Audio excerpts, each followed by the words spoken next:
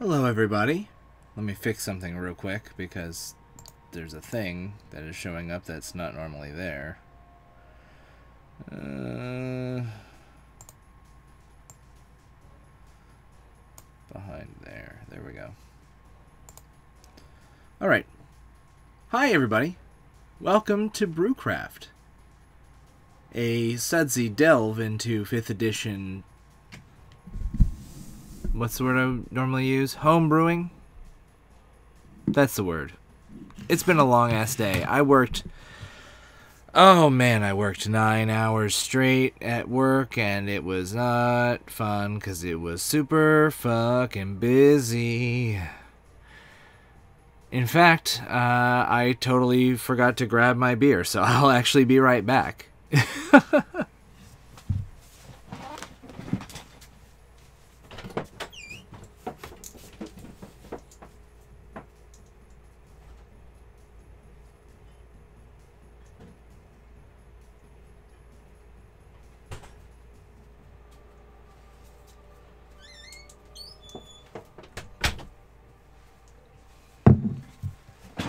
Luckily, the fridge is not far from where I normally stream from.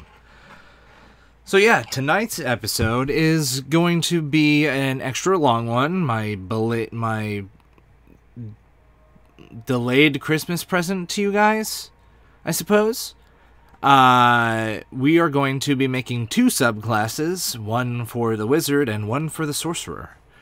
Both of which are kind of inspired by eldritch horror and the tropes of madness and forbidden knowledge. So, yeah. I thought a beer called Delirium might be an appropriate beer to drink for this episode. So, I have here Delirium Red from, how do you pronounce this? It's an imported beer. Huyge, H-U-Y-G-H-E, Huyge Brewery in Belgium. And it is a Belgian ale with cherry and elderberry.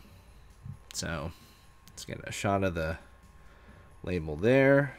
Move your finger, Thomas, so that people can see that lovely glare from your computer screen. Alright. Let's pop this baby open. It's got foil on the top. It looks all official and shit. Let's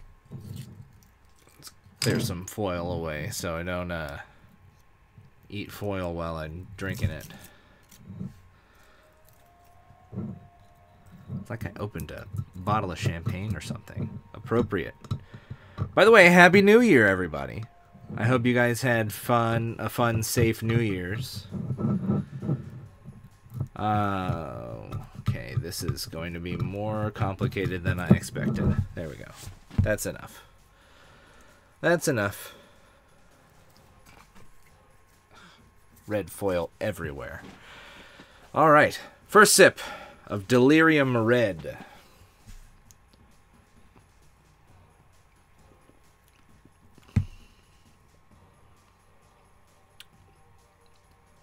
It's interesting. It's definitely a fruity beer. It tastes, I mean, it's got that strong flavor of cherry and elderberry. I don't know. I mean, I've heard of this beer before. I think it's actually supposed to be red in color. I don't have a glass to pour it in. Otherwise, I would share with you guys. Yeah, or at least share the color with you guys. But it's different. It's interesting. I don't know that I like it per se, but hey, beer's beer, right? And it's 8% alcohol by volume. And it was $5.99 for the bottle. So, anyway, let us get into... Something looks not right with the dimensions of that. Let's type something and see. Okay, looks fine. So let's get into our subclasses. Ooh, excuse me. Already with a burp. So let's start with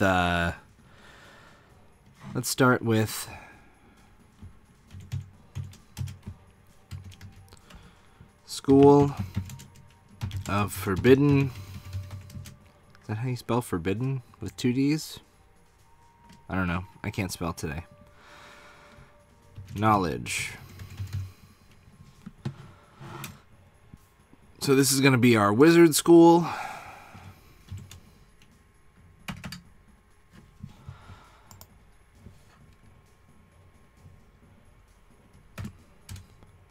So let's take a look here and discuss some of the options that are provided by other schools in the wizard class, and that'll kind of give us a feel for what we are looking for as far as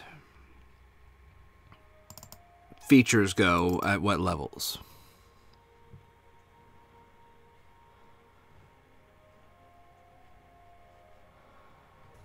Let's see here. Class. Wizard. You're a wizard, Harry. Alright. So wizards start getting class features at 2nd level. They choose, or well, they start choosing they choose their school at 2nd level, I should say. So excuse me, already with the yawning too, man. So for the majority of the schools in the player's handbook, they have this thing called Savant, where it's based on the chosen school. So you have Divination Savant, Conjuration Savant, Transmutation Savant, etc. And that basically just allows them to copy spells from that school of magic into their spell books for half price. So I guess to get a real feel for what we're looking for, we're going to have to take a look in Xanathar's Guide to Everything. We're going to have to take a look at the... God damn it. We're going to have to take a look at the War Mage.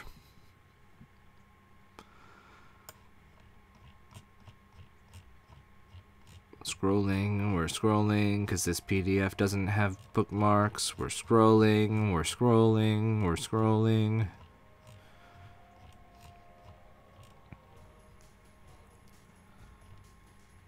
Alright, here we go. So,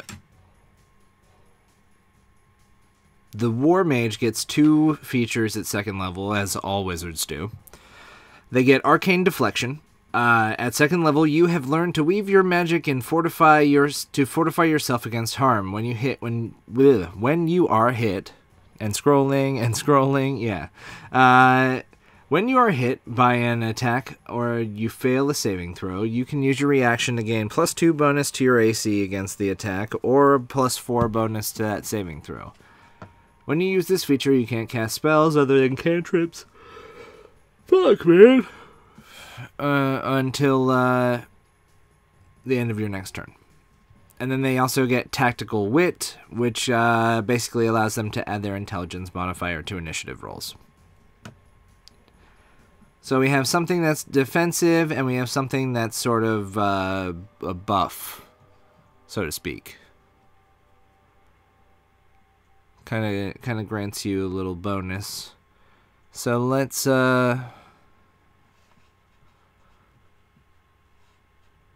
say for our school,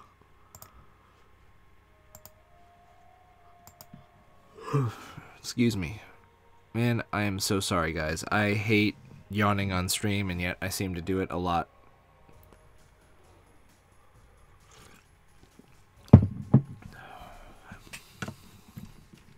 So for our School of Forbidden Knowledge, let's say that we have a 2nd level feature that I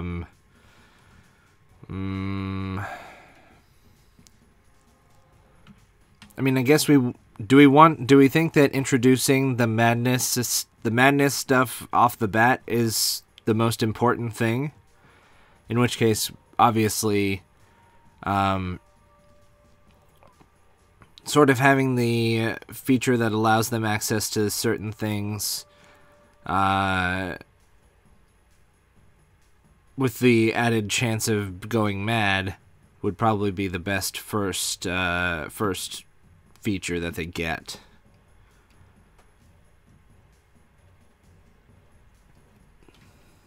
So let's...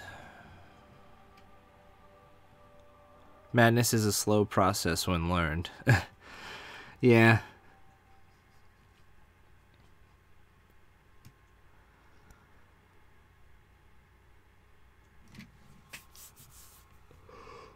Oh, man. They just wrecked me. They wrecked me today. I'm exhausted. Alright. Let's say...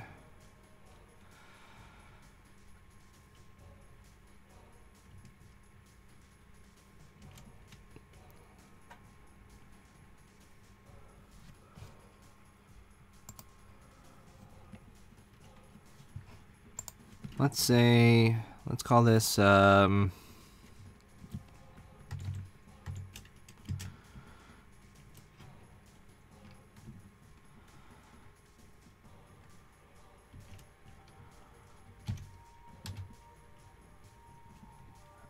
here we go. How about, we call this Forgotten Relic.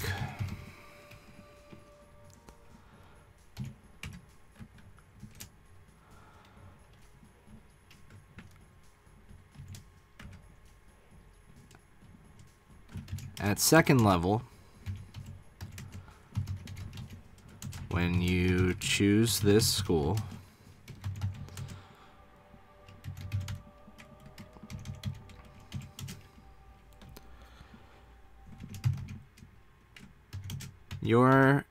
you discover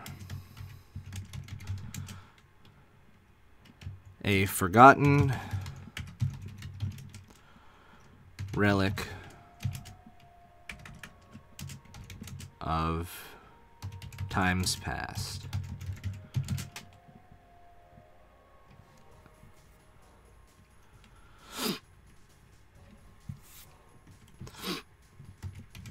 Discuss with your dungeon master what form the relic takes. Hey, Cylon, glad you could join us. Drive safe, okay? What form the relic takes. Discuss with your dungeon master what form the relic takes.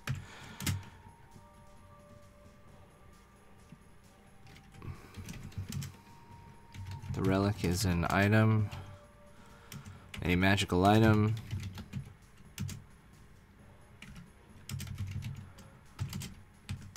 When you are attuned to the relic,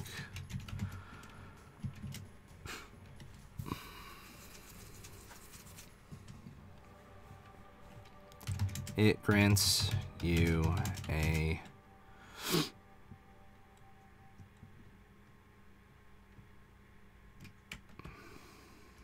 when you are attuned to the relic, each day at dawn, you choose its focus.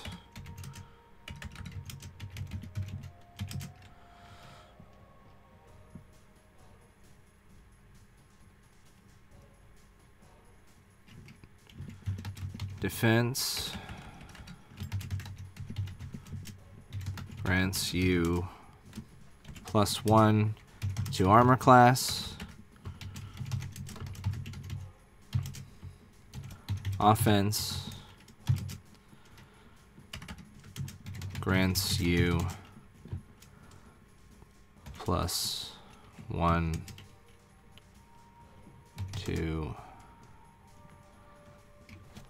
to armor class and saving throws.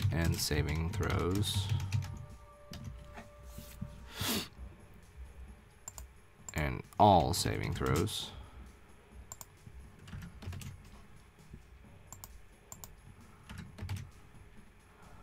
Offense grants you +1 to spell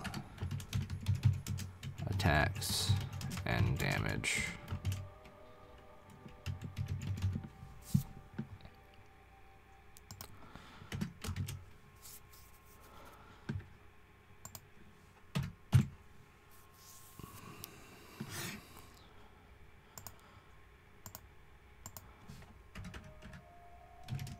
All right, so we've got the beginnings of learning this forbidden knowledge, because you have this forgotten relic that you have in your possession, and it's part of your, it's part of your access to this knowledge. So you can choose to change its focus each day at dawn, either defense, granting you +1 to armor class and all saving throws, or offense, granting you +1 to spell attack and damage.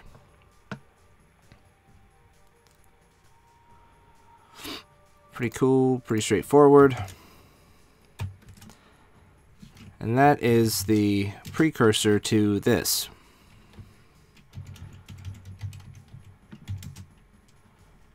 Maddening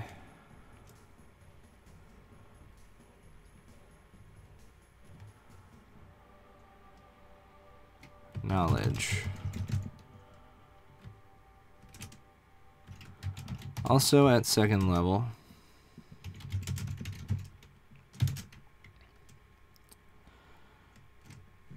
You gain the ability to access knowledge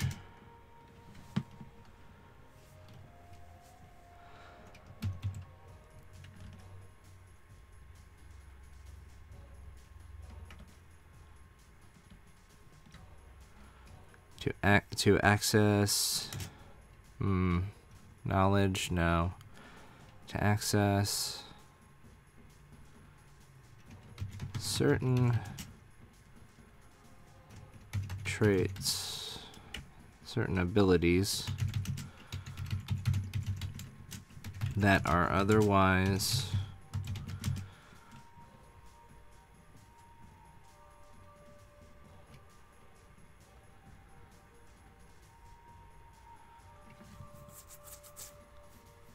inaccessible to you. While attuned to your relic,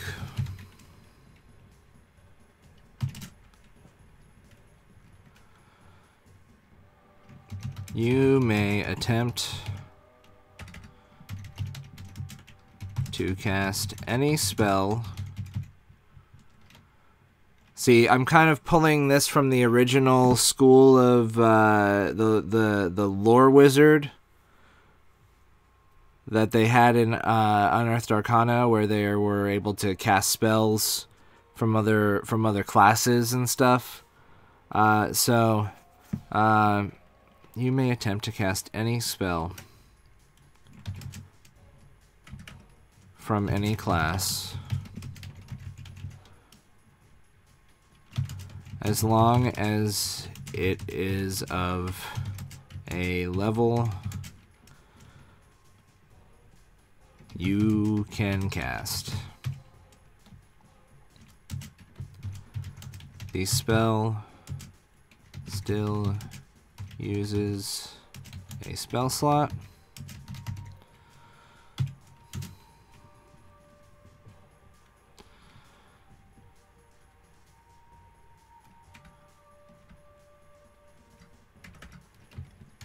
A spell slot is still expended.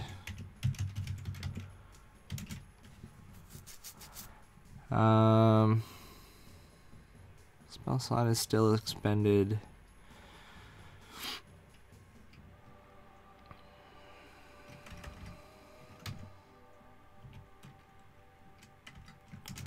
For this casting, and the spell counts as a... Actually, before we get into that, from any class, as long as it is of a level you can cast. Make a wisdom saving throw versus your spell save. Actually, no. I don't want to give them the option of saving against it, especially not with the relic potentially giving them +1 to their wisdom saving throw. I don't want to risk that.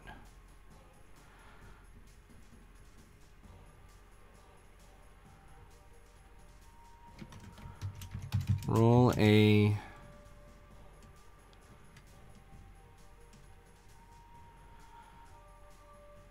So I think in order for this to work, I think we might need to come up with our own madness chart just for this. Something that's appropriate that I don't think it, because I feel like having the short term and extended and long term madness tables can be a little bit confusing. So I think if we specifically say roll on this chart that is here, right here in front of you, and use the result, I think that it is a better option. What do you guys think?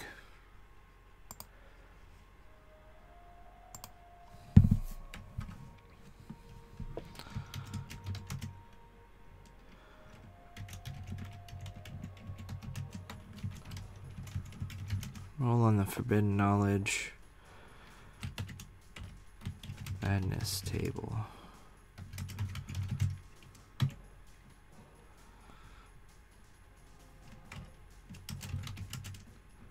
And use the result.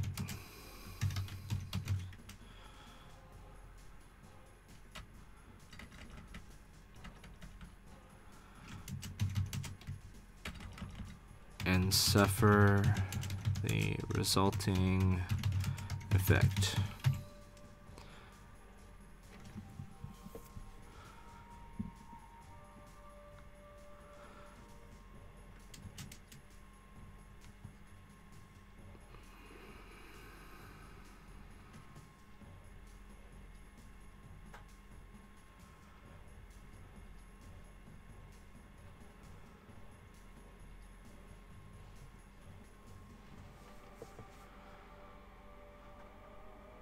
Use the resulting and suffer the resulting effect. Spell slot is still expended for this casting, and the spell counts as a wizard spell. Whatever the madness is has to be short term. A long term madness can be crippling, and class feature couldn't cripple. Yeah.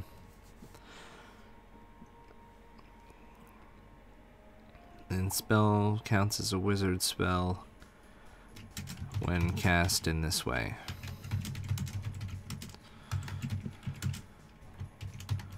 Once you finish casting the spell,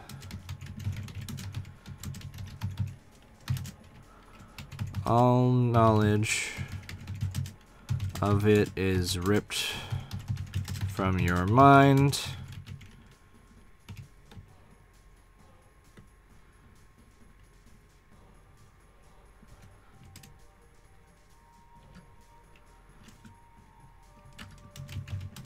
And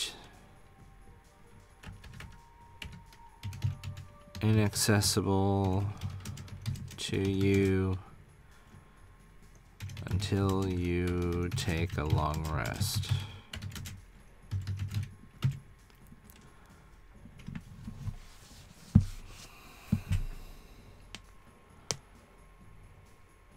Until you finish a long rest. Or do we want to have it so that if they cast a spell like this, they can never cast it this way again? It's a one-time deal.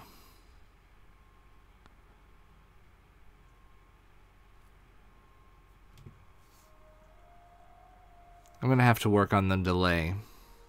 I keep saying I'm going to, but then I never do. Maybe on Thursday when I finally have a day off after having worked 8 days. in a row. Maybe. We'll see.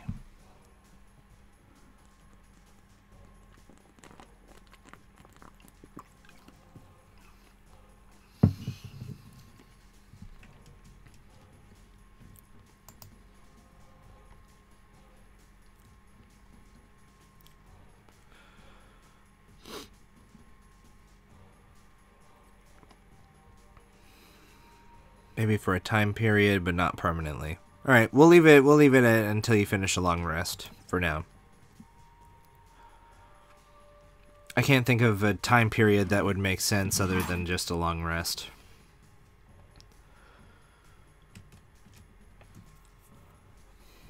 All right. So now we've got our 6th level feature. For this, we can go back into the Player's Handbook and take a look at the Player's Handbook class schools of wizardry to kind of get an idea. So we have for Abjuration Wizards, they have Projected Ward. Starting at 6th level, when a creature you can see within 30 feet of you takes damage, you can use your reaction to cause your Arcane Ward, which is their 2nd level feature. 7 days. 7 days. You will die in 7 days. Alright, we can do 7 days. That works.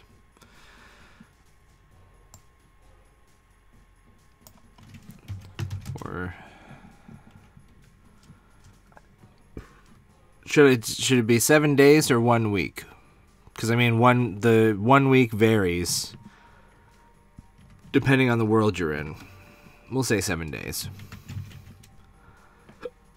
Oh, excuse me. That beer makes me very gassy for some reason. All right.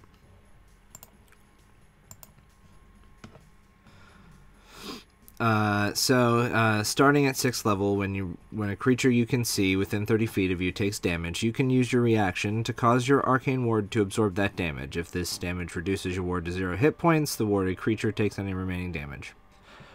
So, kind of similar to what their ward does for them, except now they can extend it to someone else.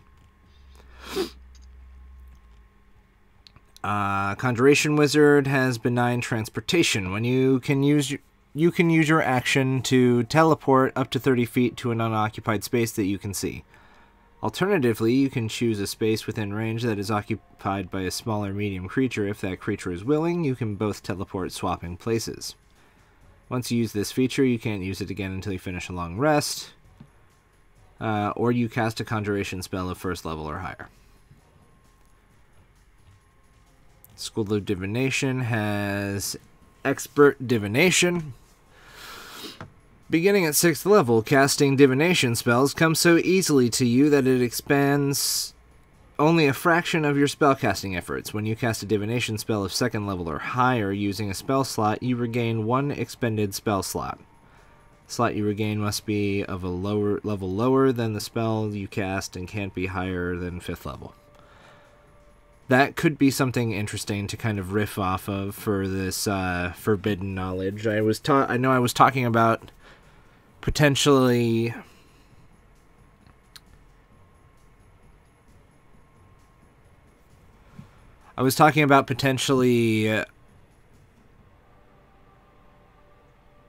having them have the opportunity to cast without expending a spell slot. So maybe let's go back to here.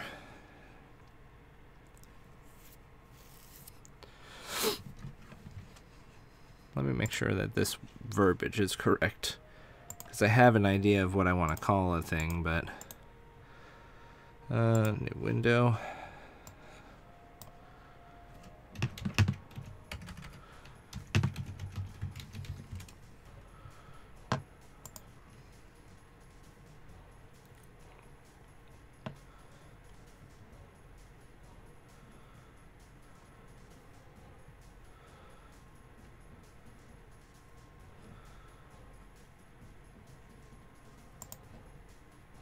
Okay, support, yeah. So it does mean what I thought it meant. Okay. So we can call this... Don't forget your formatting, Thomas.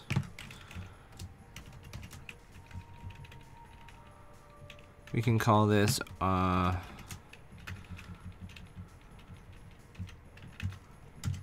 Arcane Countenance. Unless someone has a better suggestion.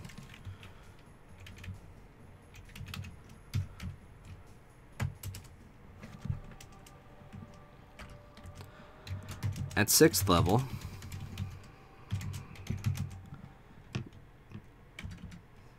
you begin to use your forbidden knowledge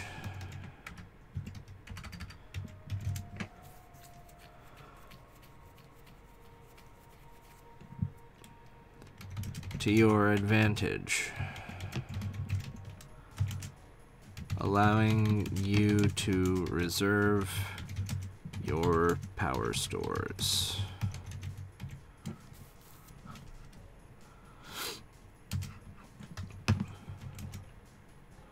When you cast a spell, you may choose to roll on the Forbidden Knowledge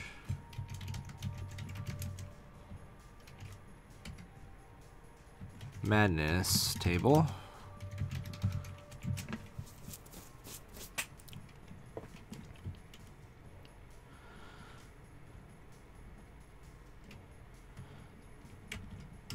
And suffer the resulting effect.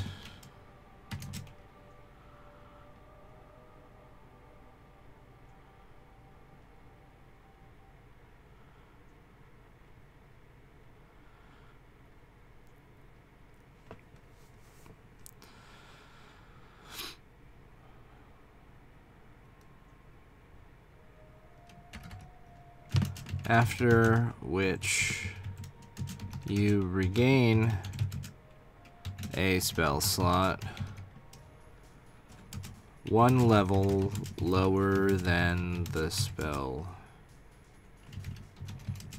you cast.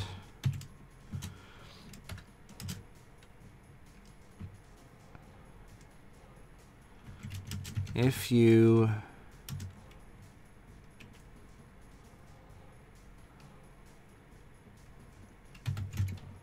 haven't expended a spell slot of that level,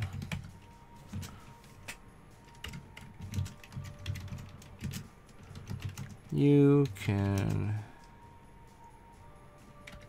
instead gain a slot of the next lowest level.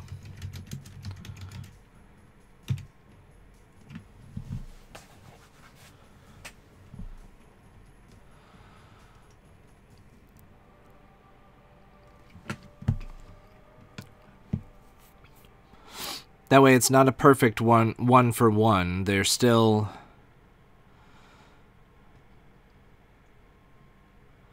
I should include while attuned to your relic.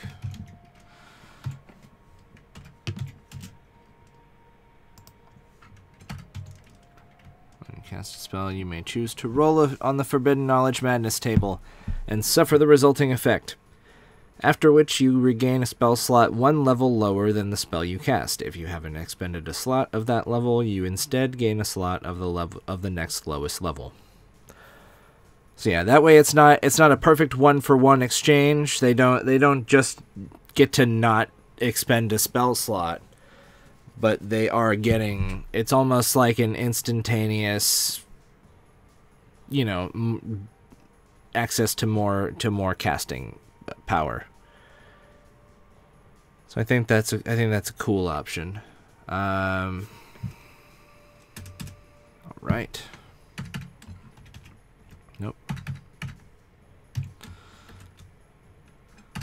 Oh, and then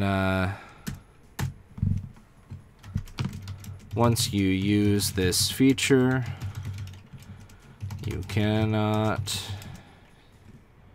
use it again until you finish a long rest. That way they can't abuse it either.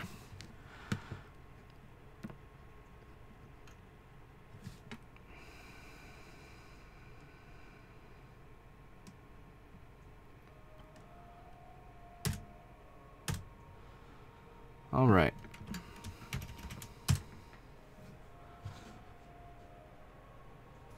So now we've got 10th level features.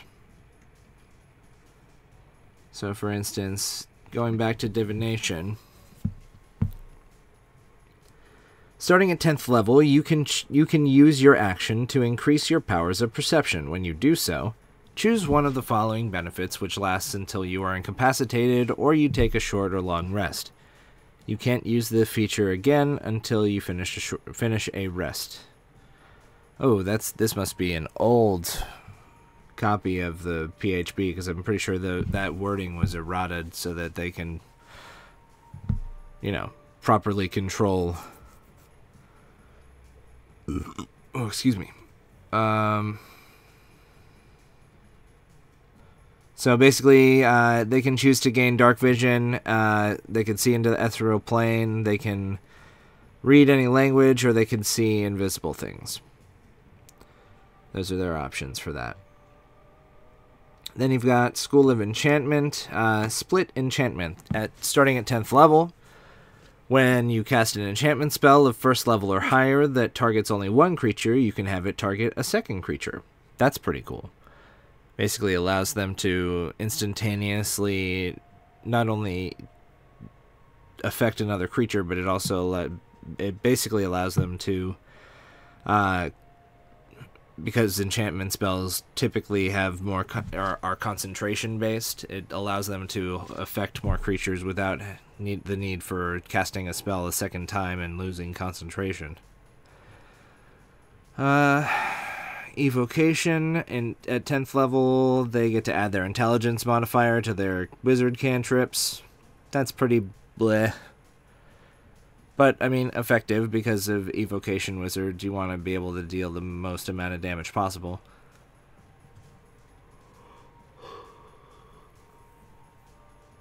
Illusion School gets an illusory self. You can create an illusory duplicate of yourself as an instant, almost instinctual reaction to danger. When a creature makes an attack roll against you, you can use your reaction to interpose the illusory duplicate between the attacker and yourself. The attack automatically misses you, and then the illusion dissipates. So it's basically like an instantaneous blur for just a moment, or like an instantaneous mirror image for just a moment. And they only get to use that once a long rest. Or no, sorry, once a short rest. And then Necromancers, beginning at 10th level, you have resistance to necrotic damage, and your hit point maximum can't be reduced. Okay, that kind of gives me an idea. That gives me an idea of how I want to go about doing this. So, because of the maddening effects of this relic and this school in general, what if we gave our wizard here resistance to psychic damage, because psychic damage kind of preys on the what's the word I'm looking for? Like the rational mind, so to speak, or it probably preys on the rational mind in theory. What if we gave them, so let's say,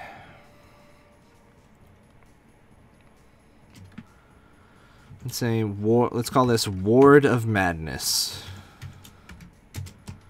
Ward of Madness.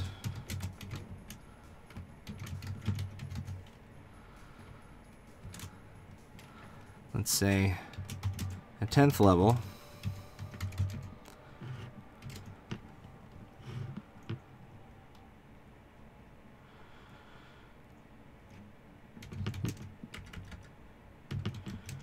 your exposure to forbidden knowledge has shielded your mind from other forms of influence.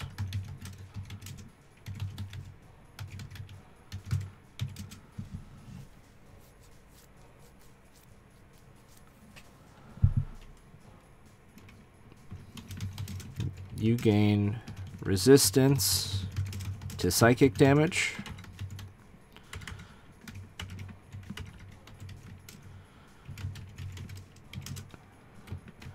Additionally,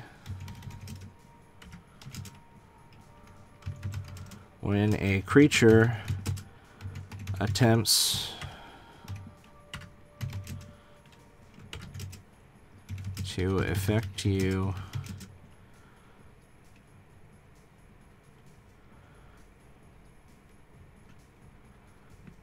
with an enchantment spell or charm effect,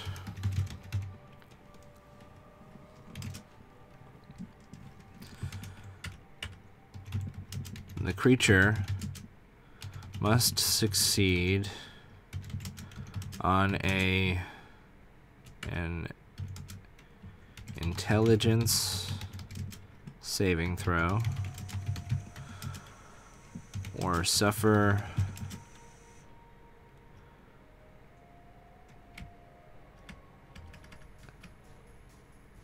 let's say the creature must make an intelligence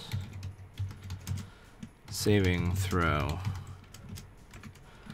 DC equal to your spell save DC.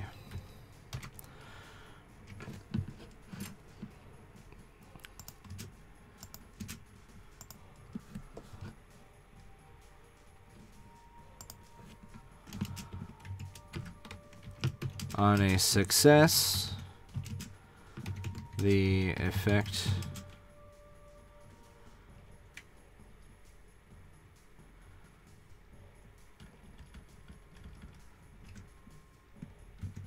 they continue trying to figure out how to word on a success the effect is continued, or they continue to cast the spell. They continue their action normally. On a failure, they fail to affect you, and they take psychic damage equal to your intelligence equal to your wizard level plus your intelligence modifier. There, I think that makes sense. At 10th level, your exposure to forbidden knowledge has shielded your mind from other forms of influence. You gain resistance to psychic damage. Additionally, when a creature attempts to affect you with an enchantment spell or charm effect, the creature must make an intelligence saving throw. DC equal to your spell save DC. On a success, actually, we probably don't need to include that. We would just assume that the DC would be your spell save DC. Must make an intelligence saving throw. On a success, they continue their action normally. On a failure, they fail to affect you, and they take psychic damage equal to your wizard level plus your intelligence modifier.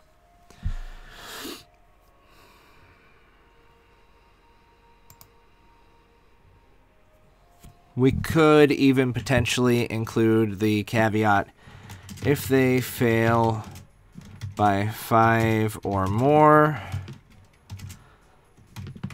they are exposed to the forbidden knowledge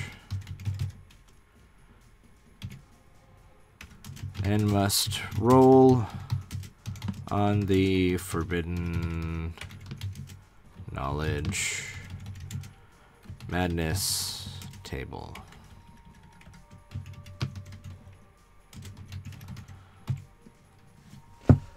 That way it's kind of like they tried to peek into your head, into your mind, and affect you, but then they saw what was behind the curtain and drove them a little mad too. Was putting the baby to sleep. Start over. Alright, well, the username is already taken. Let's start over. Hi, welcome to Brewcraft. This is a sudsy delve into Dungeons & Dragons 5th edition homebrewing. No, I'm just kidding. I'm not starting over completely. Yeah, we're doing we're building a subclass for a school of magic for the wizard class right now, called the School of Forbidden Knowledge. Basically, sort of kind of what's the word I'm looking for? Kind of a Lovecraftian, eldritch horror type of thing where we're kind of using the theme of madness to drive the features of this subclass. So they've got an option that allows them to cast a spell kind of similar to the Unearthed Arcana lore wizard that allows them to cast a spell from any class as long as it's of a level that they can cast. But in order to do so, they must roll on a madness table, one that we will soon be creating once we figure out the rest of the features for this class or this subclass.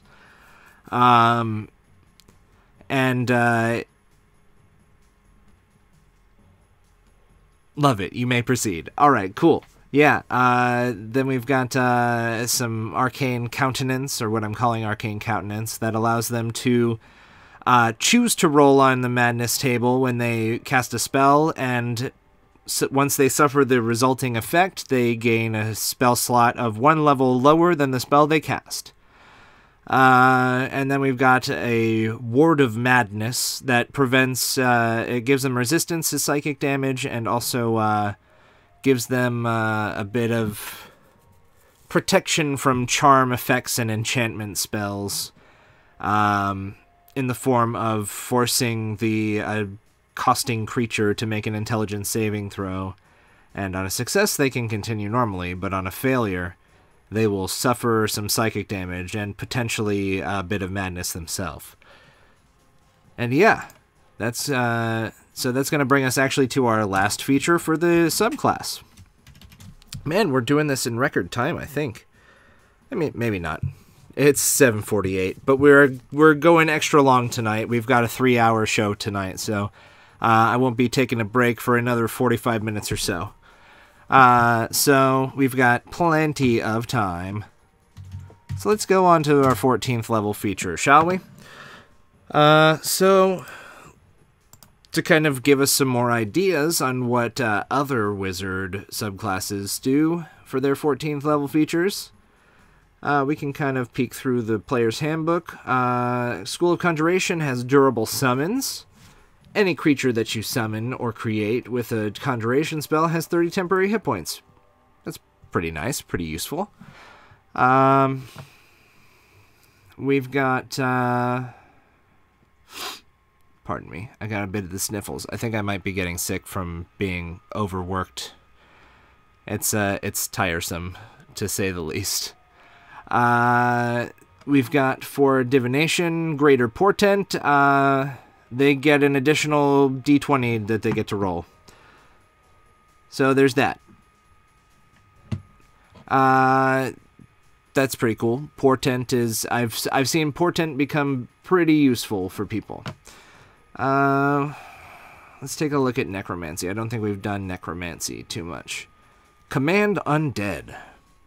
Starting at 14th level, you can use magic to bring undead under your control, even those created by other wizards. As an action, you can choose one undead that you can see within 60 feet of you. That creature must make a charisma saving throw against your wizard spell save DC. If it succeeds, you can't use this feature on it again. If it fails, it becomes friendly to you and obeys your commands until you use this feature again. So that's pretty cool. They can kind of steal other people's undead. And then for the Transmutation Wizard, 14th level feature, Master Transmuter. Starting at 14th level, you can use your action to consume the reserved transmutation magic stored within your Transmuter Stone, which is a feature that they get at the 2nd level? No, 6th level. Excuse me. When you do so, choose one of the following effects. Your Transmuter Stone is destroyed and can't be remade until you finish a long rest. Wow. Major Transformation. You can transmute one non-magical object. No larger than a 5-foot cube into another non-magical object of similar size and mass. Huh. Interesting. Panacea? I'm not sure how that's pronounced. Panacea? You remove all curses, diseases, and poisons affecting a creature that you touch with the Transmuter Stone. Okay, so that's cool. Restore life. You can use the Raise Dead spell on a creature you touch with the Transmuter Stone without expending a spell slot or needing to have a spell in your spellbook. Also very cool. Okay, so these are some cool... Oh, thanks for the follow, Anti-Snipe. I assume that's how that's supposed to be pronounced. Anti_snip3. So yeah, I assume that's Anti-Snipe. Yeah, thanks for the follow. Glad to have you here. Welcome to class. Panacea? Okay, Panacea. Well, that's a thing. All right, so we've got this theme of madness going. We've got our forgotten relic that gives them bonuses to armor class and saving throws or spell attacks and damage. We've got all this our arcane countenance, allowing them to regain spell slots on the fly, or a spell slot on the fly, I should say. After taking some madness. And then we've got this protection from psychic damage and intrusions from outside forces. So I'm thinking for our 14th level feature, I don't know what I want to call it yet, but I'm thinking, let's say, when you reach 14th level,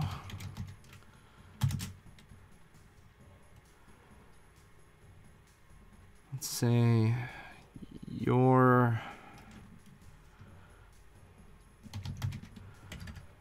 when you reach 14th level, your trying to think of how I want to word this.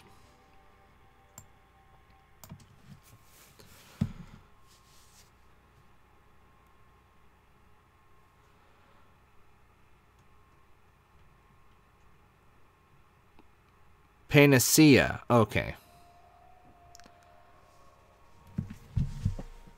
Gotcha. No worries.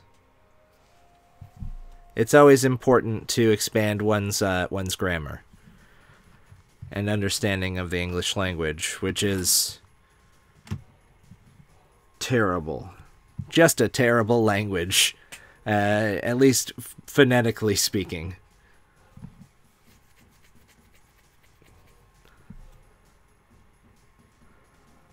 Okay. Yeah. Does anybody have ideas for a 14th level feature? Something. I mean, that's going to be the last thing they get as part of our madness pack, so to speak. So we want it to be something big and cool, but we also don't want it to be overpowered.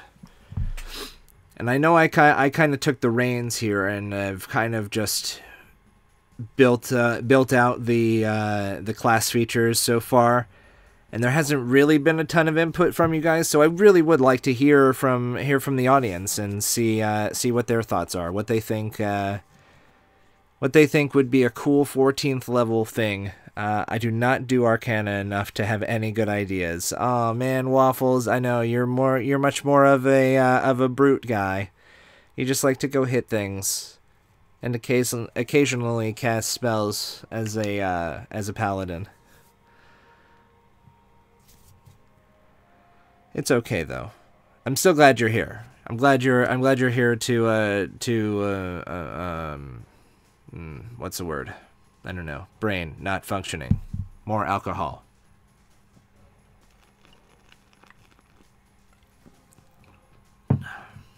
I'm glad you were able to join us anyway.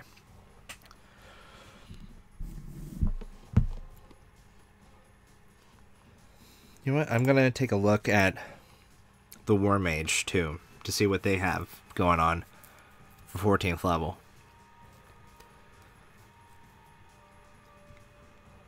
Same here, hack and slash and the occasional pocket pick. Yeah. You're here for emotional support? Choose to take a level of madness to gain benefits. What kind of benefits? Kind of similar to, and puns, yes, for sure, Waffles. Are we thinking kind of similar to our transmuter stone thing going on? Let's go here. Hey, shut up. Shut up, computer fan. It's not that hot in here. It's not that hot in here. You're welcome. I'm glad I was able to accost your ears with that very poor rendition of Nellie's Hot in Here.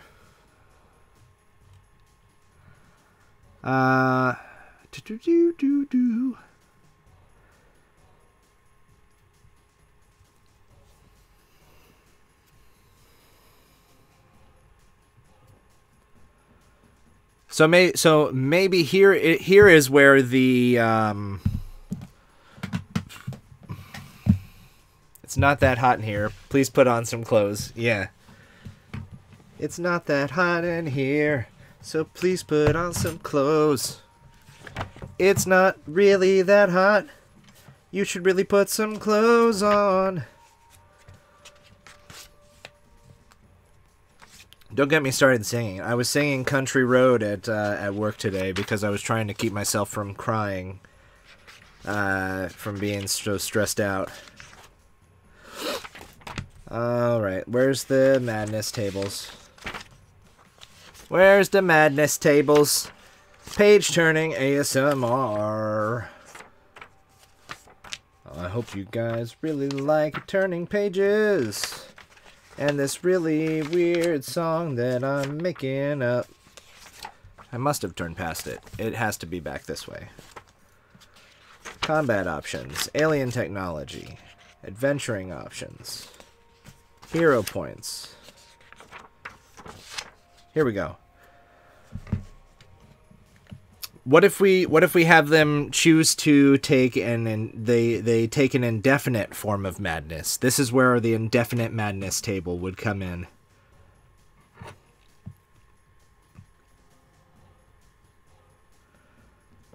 Although I still feel like some of these are pretty benign, like being drunk keeps me sane. I keep whatever I find. I try to become more like someone else I know, adopting his or her style of dress, mannerisms, and name. I must bend the truth, exaggerate, or outright lie to be interesting to other people. Achieving my goal is the only thing of interest to me, and I'll ignore everything else to pursue it. Yeah, I mean, like, some of these are pretty benign, so we might have to come up with our own. That would have to be a really good permanent benefit. No, I don't think it would be a permanent benefit. Or, I mean, it doesn't have to be a permanent benefit. I'm not really sure what we're thinking here. This is kind of the username's train. We're just kind of on it at this point. We kind of jumped on, kind of ride the rails a little bit, but yeah, I'm not entirely sure where we want to go with this. Do we want this to be a permanent effect? In which case, if it's a permanent effect, it kind of seems like a moot point to have it as a class feature anyway. It should be a temporary effect. So maybe instead of an indefinite madness, maybe it would be a long-term madness. Choose to take a level of madness to gain a benefit that I'm blanking on until long rest. Okay. So maybe it would just be 7-day benefit. Okay, kind of going back to our earlier decision of not being able to cast a. Sorry, the damn baby woke up and is being a dick. I know how that is. Except my baby is 13 years old now, and she is also kind of a dick. So I get it.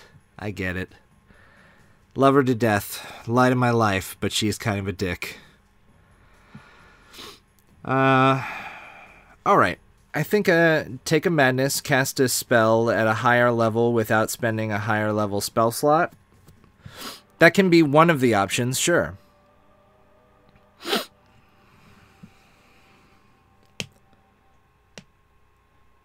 Yeah, I think that's a good start, Waffles, actually. So let's go back here to our thing. When you reach 14th level,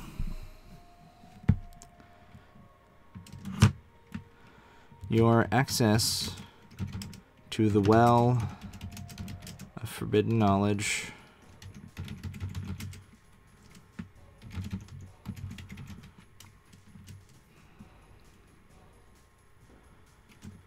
grants you even more powerful effects at the expense of your sanity.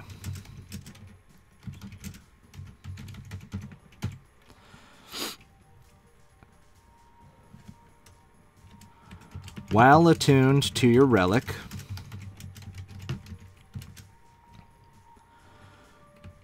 you may choose to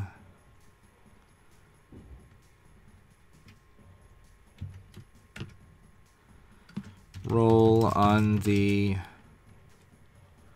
that feels eldritch. Make a spell that doesn't have the ritual tag have the ritual tag, taking a level of madness, kind of like a cultist to one of the old ones.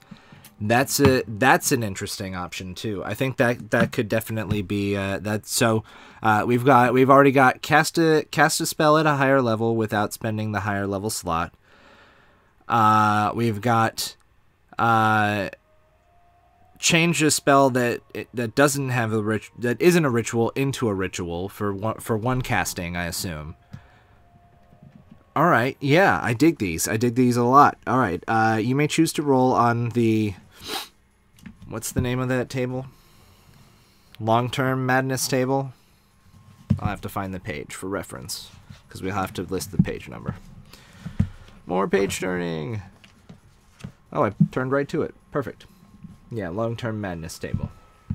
So we're thinking long-term and not Meteor Storm as a ritual once per long rest could kick ass.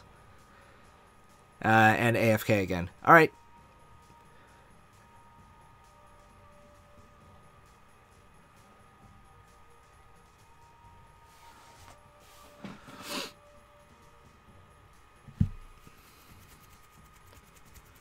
All right, long-term madness. Yeah, so I think long-term madness table makes sense. And these ones aren't quite so benign, so like the character is blinded or deafened. The character experiences vivid hallucinations and has disability on ability check or disadvantage on ability checks, not disability.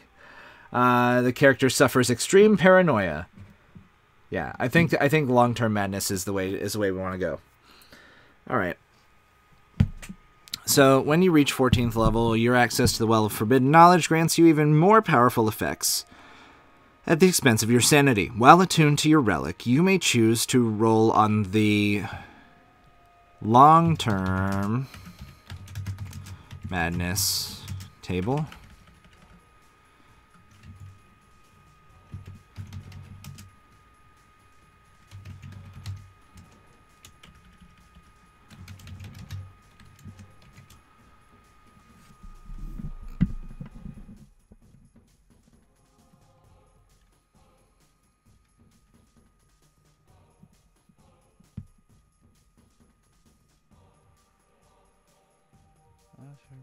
Table.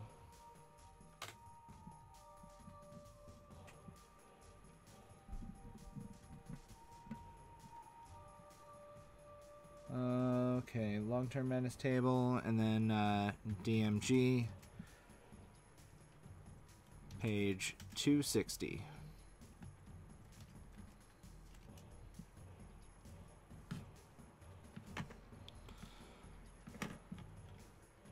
Okay.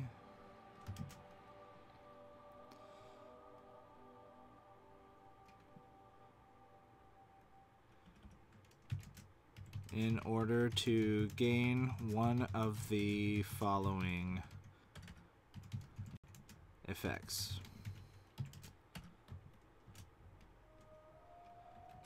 And then we got, I think that's the,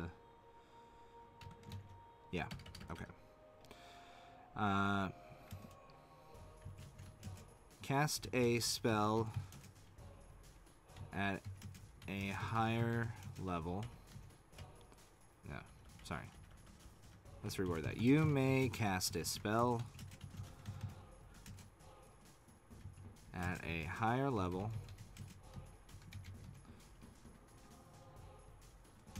without expending a higher level slot. Let's not say higher level. Let's say one level higher. You may cast a spell at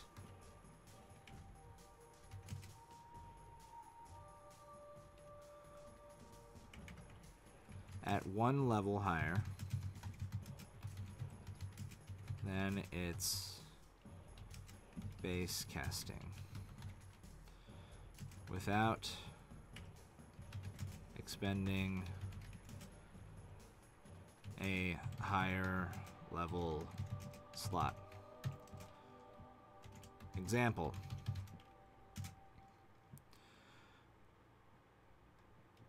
Burning Hands. Now let's do the traditional example that they use in D&D. Either Fireball or Lightning Bolt. Let's say Fireball. Fireball. At 4th level,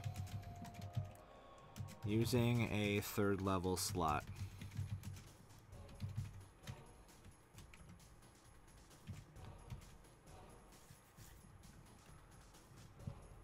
Example, here, let's format this nicely. Cast Fireball at 4th level using a 3rd level slot. Alright, that works. Okay. Let's turn the gain on my microphone up a little bit because my levels are going down again. I don't want that to happen. Want to be able to be heard. Alright, and then the other option was cast a spell without the ritual tag as a ritual.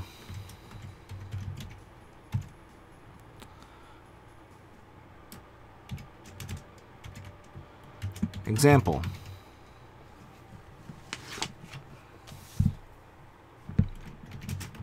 Cast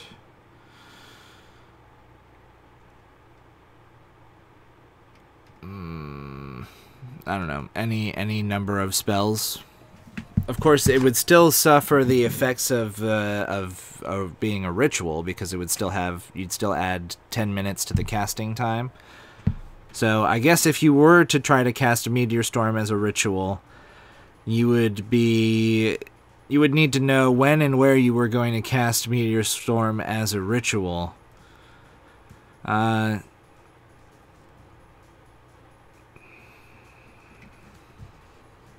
can honestly not think of, we'll just say, we'll just go with fire again. Fireball again. Cast Fireball.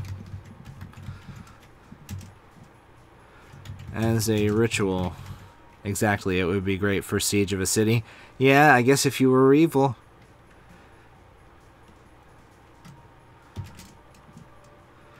With the same stipulations as a ritual. Plus 10 minutes to casting time. Alright. Cool. I don't know what we want to call this yet. The username, since you're the one that came up with it, do you have an idea of what you would like to call this feature?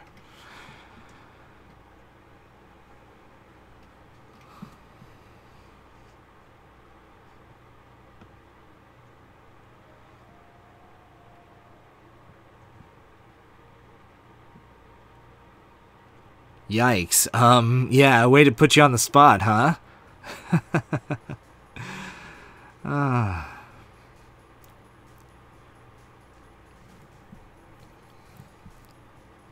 Embracing the madness. Okay, embrace the madness. Alright. Cool. I dig it. Alright, so, just a quick recap so that we can run down everything and see if anybody has any ideas on modifications that we should make. Something like that, but change madness for something better. I now have 2 kids yelling at me. Oh man, I'm sorry. Embrace. Well, Lethosaurus is a writer's best friend, so let's go to thesaurus.com and see what we can find. Thesaurus. Madness. Mad.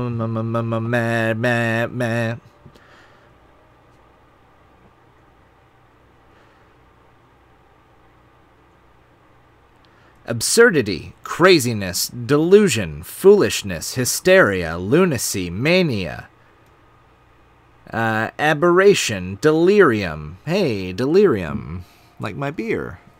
Dementia, derangement, fanaticism, irrationality, neurosis, phobia, psychopathy, psychosis, unbalance, and mental disorder. Mental disorder is not a good representation of madness. Although I guess.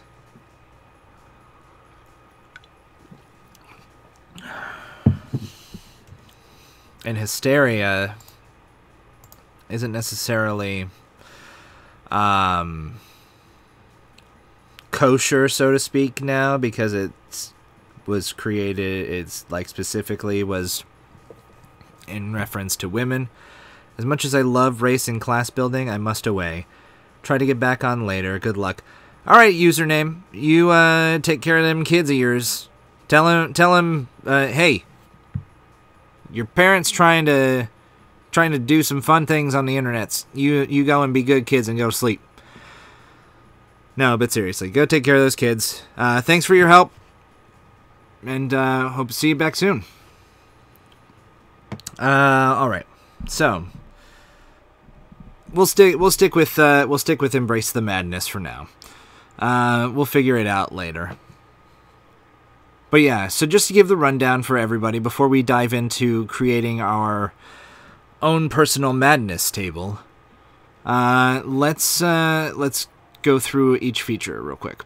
So we have Forgotten Relic. At 2nd level, when you choose this class, you discover a forgotten relic of times past. Discuss with your dungeon master what form the relic takes. The relic is a magical item. When you are attuned to the relic, each day at dawn, you choose its focus. Defense grants you +1 to armor class and all saving throws. Offense grants you +1 to spell attacks and damage. Also at 2nd level, for maddening knowledge, also at 2nd level, you gain the ability to access certain abilities Ability to access certain abilities.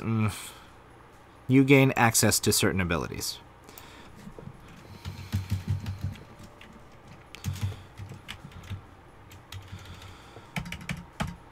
There we go. Access to certain abilities that are otherwise inaccessible to you. Oh, Jesus. Inaccessible access. Dang it. Words.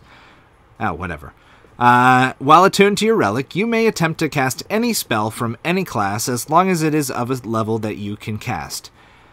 Roll on the Forbidden Knowledge Madness table and suffer the resulting effect. A spell slot is still expended for this casting, and the spell counts as a wizard spell when cast in this way. Once you finish casting the spell, all knowledge of it is ripped from your mind and inaccessible to you for 7 days. Arcane Countenance. At 6th level, you begin to use your forbidden knowledge to your advantage, allowing you to reserve your power stores. While attuned to your relic, when you cast a spell, you may choose to roll on the Forbidden Knowledge Madness table and suffer the resulting effect, after which you regain a spell slot 1 level lower than the spell you cast. If you haven't expended a spell slot of that level, you instead gain a slot of the next lowest level. Once you use this feature, you cannot use it again until you finish a long rest. At 10th level, Ward of Madness, sorry. At 10th level, your exposure to forbidden knowledge has shielded your mind from other forms of influence. You gain resistance to psychic damage. Additionally, when a creature attempts to affect you with an enchantment spell or charm effect, the creature must make an intelligence saving throw. On a success, they continue their action normally. On a failure, they fail to affect you, and they take psychic damage equal to your wizard level plus your intelligence modifier. If they fail by 5 or more, they are exposed to the forbidden knowledge and must roll on the Forbidden Knowledge Madness table. Embrace the Madness. When you reach 14th level, your access to... Oh, hang on. There we go. And actually, let me do a page break right here. So that way we have... There we go. That way we can see it all. Okay. Just scroll a little bit. Come on. Work with me here. Oh, excuse me. Alright.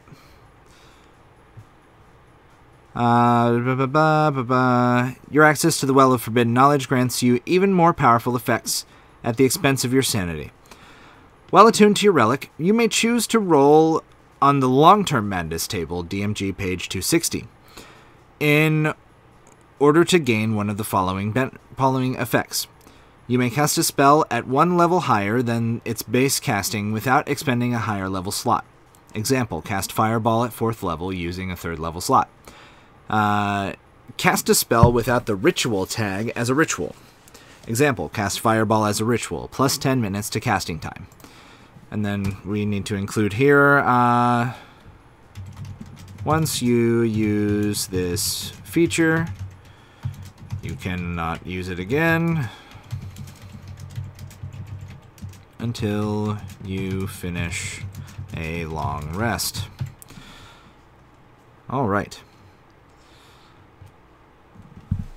So now, if you guys are interested, we can come up with our own madness table. Otherwise, we can just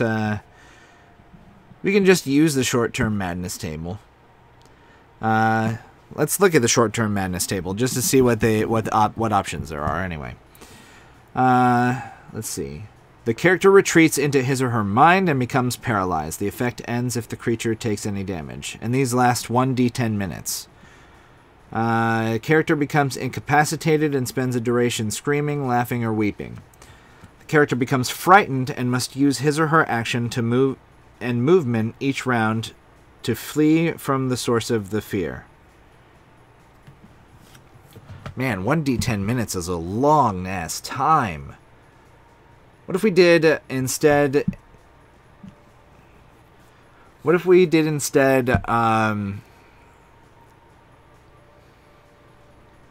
1d4 rounds, or just 1 round?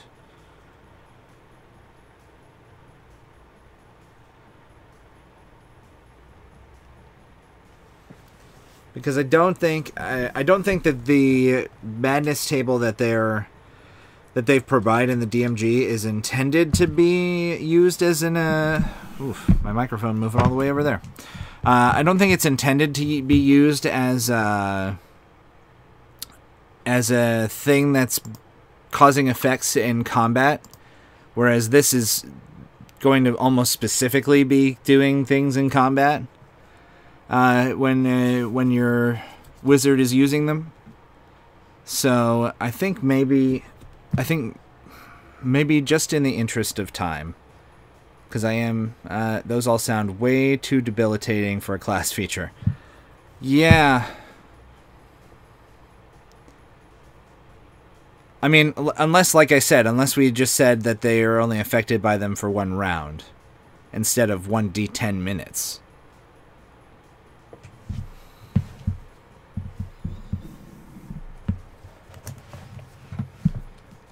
Because, I mean, there are regular features that cause people to become paralyzed or stunned for 1 minute.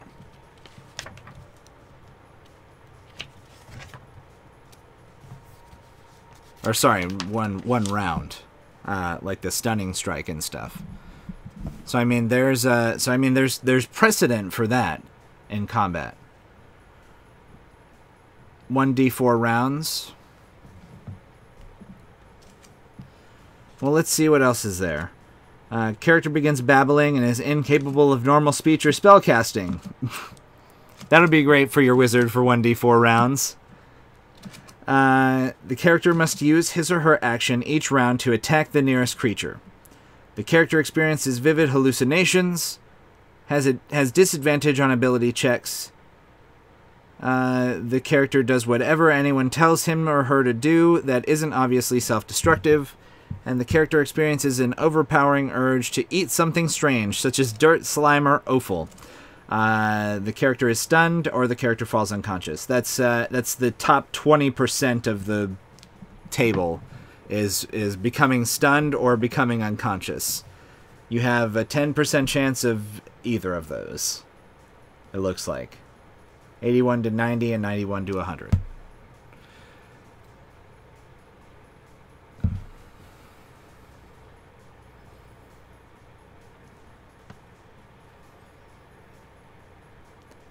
But I mean, I'm totally down for using the short-term madness table, but only having it be for one round.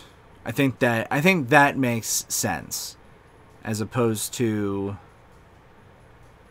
1d10 minutes. I think that's a bit much.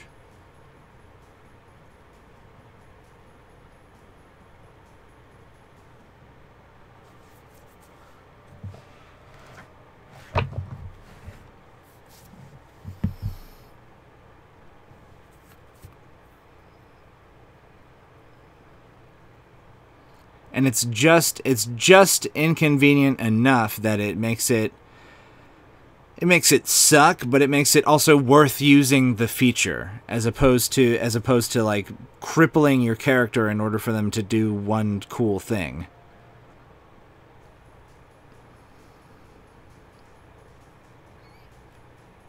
So let's change some of these. Well, in the short term, how about max of 2 rounds?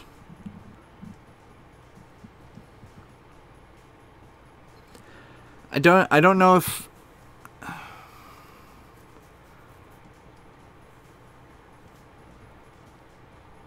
because then where do we how do we allocate our how do we allocate the values to each option?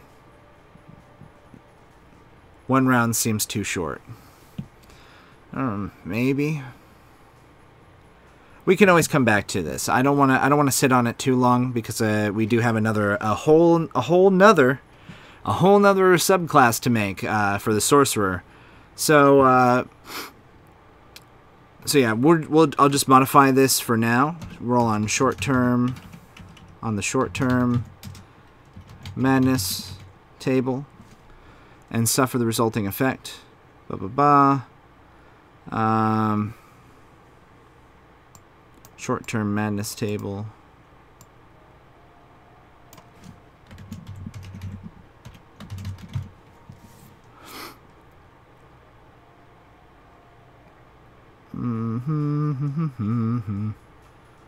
Okay. So we've got that set up. It's about 8:30 now for me, and so that would mean that we have about an hour and a half left of the show. So I'm going to go grab a refill, and when I come back, we will work on our next subclass, the I can't remember what I called it in the announcement.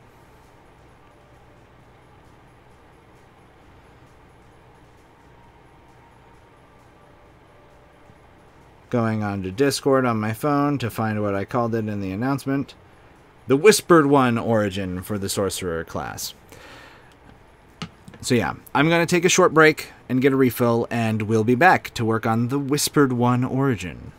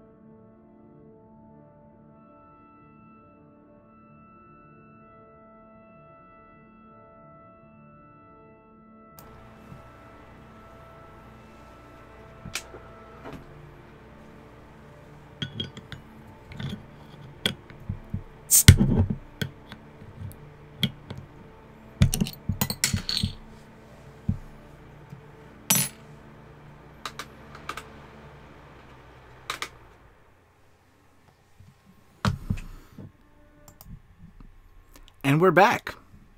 Hi, everybody. Thanks for sticking around and for this second half of our extra long special New Year celebration. For those of you who don't know, this is Brewcraft, a sudsy delve into 5th edition home brewing. And I have a new beer. I finished up to the Delirium Red, and I've moved on to Highland Brewing's Black Watch, a double chocolate milk stout. So, there's the label. That one gets a little bit less glare because it's not quite as shiny. This is a limited release beer. Ooh, very nice, very nice. Brewed with cacao nibs and other natural flavors. Whatever that means. Don't see an alcohol by volume percentage here, but I'm going to assume it's pretty high because it's a stout.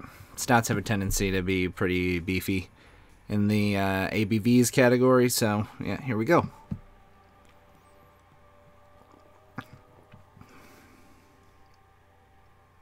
Ooh, that's good. That's smooth. Just the right amount of sweetness. It's not too sweet. Still get a good amount of hoppy flavor in there. The barley is nice and toasted. Good stuff. All right. So, let us move on to our next subclass, shall we? Let's add a new page here. For those of you who don't know, I am using Home Brewery. I believe this is the right command. Yeah, there we go. So if you click that link, that'll take you to the Natural Crit Home Brewery website, and you can get started creating your own formatted 5th edition materials. It's got templates that you can use. It's got directions on how to set up your formatting properly. It's a great website. I love it. I use it for all my homebrew stuff. So let's move on, shall we?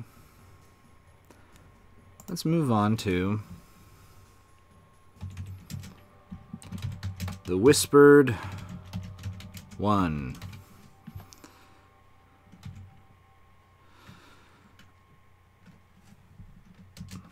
Sorceress Origin.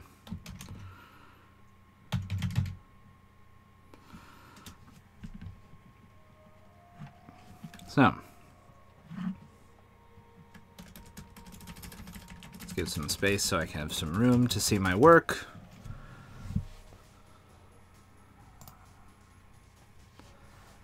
Alright, so we're going to dive back into the Player's Handbook.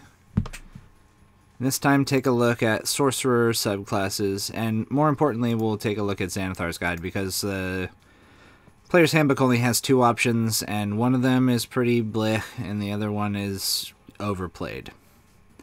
I think. Anyway. So we've got... excuse me. We've got the Draconic Bloodline. At first level, you choose one type of dragon as your ancestor. The damage type is associated with each dragon. The damage type associated with each dragon is used by features you gain later. You can speak, read, and write Draconic. Additionally, whenever you make a Charisma check when interacting with dragons, your proficiency bonus is doubled if it applies to the check. Pretty standard. They also have Draconic Resilience, which gives them an additional hit point at each level that they take in this class, and their AC when unarmored is 13 plus dexterity instead of the base 10. So that's some pretty powerful stuff. I'm thinking to start, because our sorcerer is either influenced by a deep one, or B, or what we're calling a whispered one. We're talking about Eldritch Horrors. We're talking about Cthulhu and the Yellow King, or the King in Yellow, and all those Lovecraftian Eldritch Horrors. So I'm thinking that because of that, and also things from the Far Realm, like, for instance, Beholders or Aboleth or the like. Those are also options if you want to go that route. I'm thinking that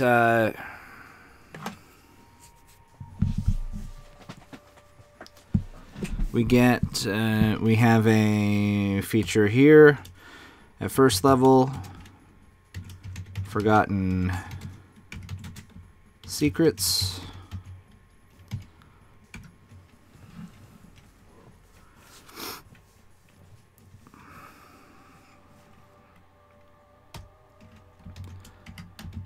At first level, when you choose this origin, let's see how they word it here.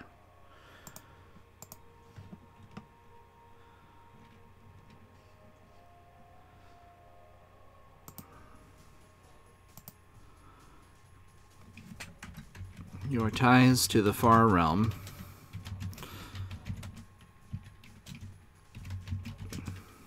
grant you strange knowledge.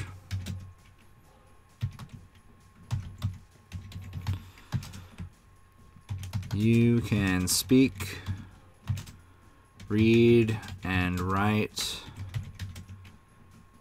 deep speech, even though I don't think deep speech is read or written. I think it's strictly spoken. I don't think it has a script, but I could be wrong. In fact, that's something that I can check. Yeah, it does not have a script. So you can speak deep speech. Sounds redundant and terrible, but oof, my chair just went down. Dang you, old chair, you stay up. Alright, there we go. Much better. Okay, so you can speak deep speech.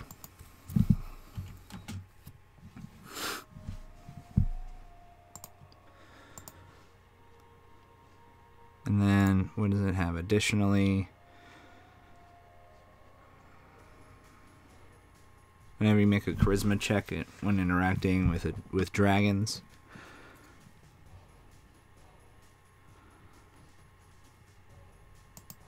So let's say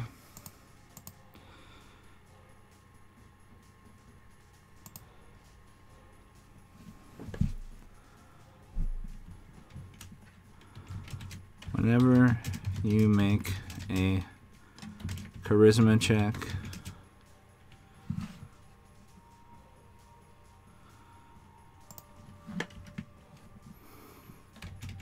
additionally, whenever you make a charisma check,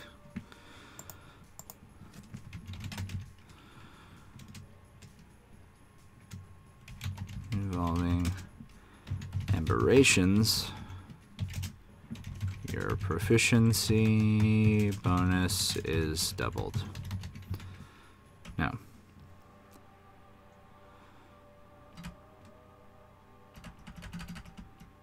you can speak deep speech.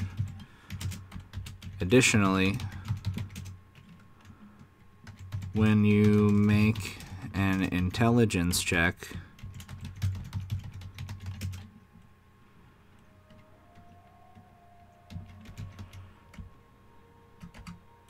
any form of intelligence check,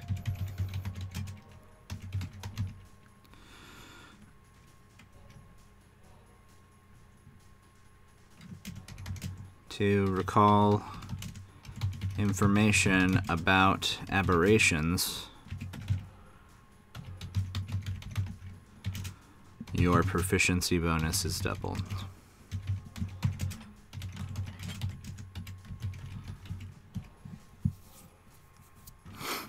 Alright. Forgotten Secrets. Simple, easy, to the point. And they get one more at first level. For the Draconic, they have the Resilience, where they get +1 hit points at each level, and their armor class goes up.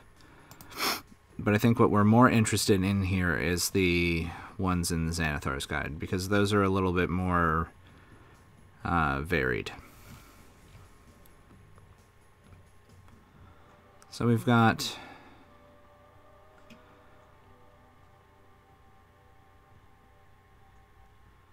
Favored by the Gods.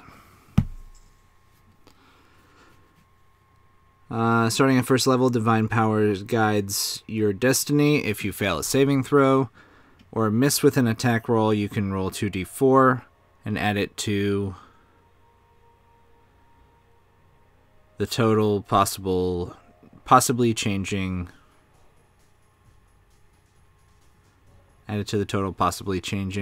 the outcome. Once you use this feature, you can't use it again until you finish a short or long rest.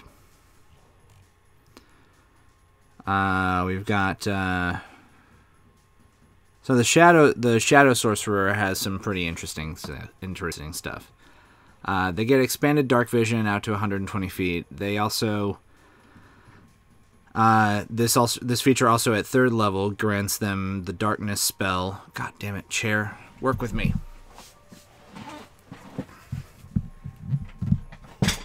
Sorry, my chair is old, and the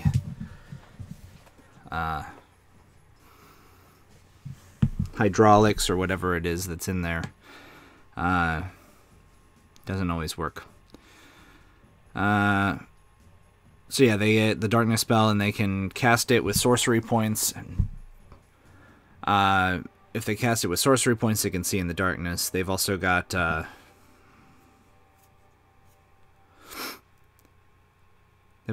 thing. Fuck, man. Stupid chair. Getting real tired of you, buddy. I might just stand at this point.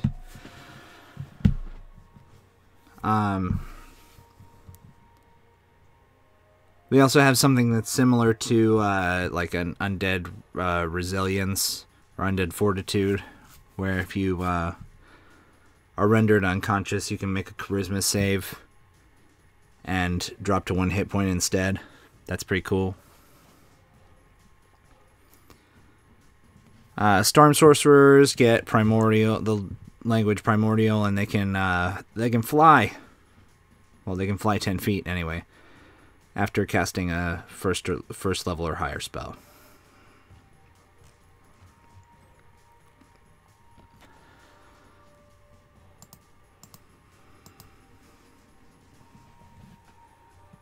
So, yeah, I'm thinking for our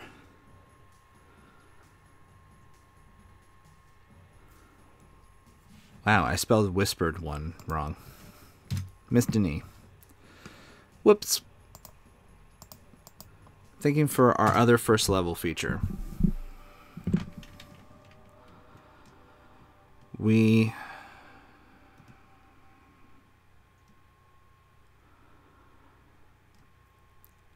I want to give them something that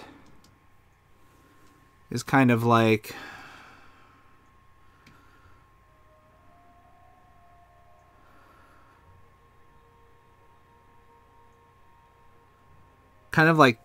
tendrils or something. So kind of similar to the Sorcerer's Flight, except when they cast a spell of first level or higher, something to the effect of like tendrils reach out and try to grapple things in place, or maybe I'm not really sure where I want to go with that, but I think it makes sense. It feels natural to go that route.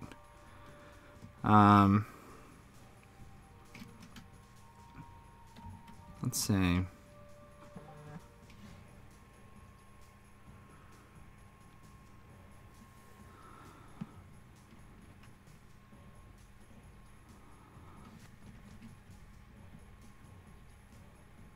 Yeah, it feels natural to give them like a tendril thing that comes out when they cast a first to level or higher spell, similar to that Storm Sorcerer feature. So let's say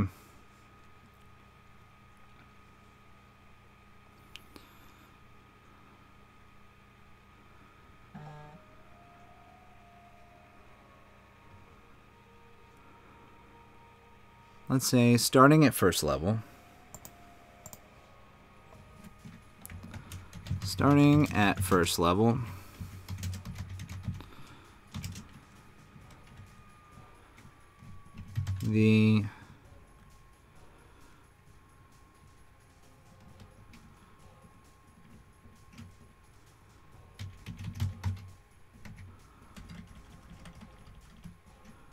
Your contact with the far realm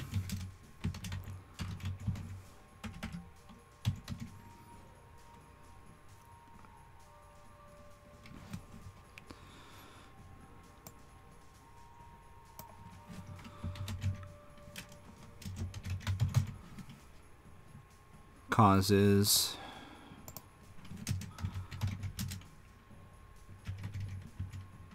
this would be interesting actually. Causes your magic to become to react erratically. No, I don't want it to be uncontrolled. I want them to be able to control it. Your contact with the Far Realm. Contact with the Far Realm causes your magics to take on alien form. As a bonus action,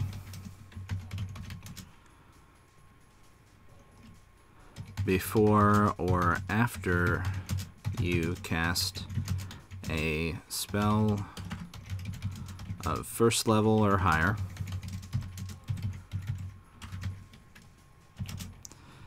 you may choose to create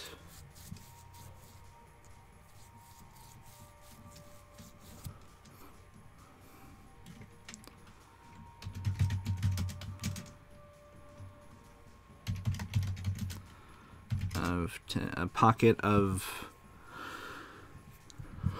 tendrils in an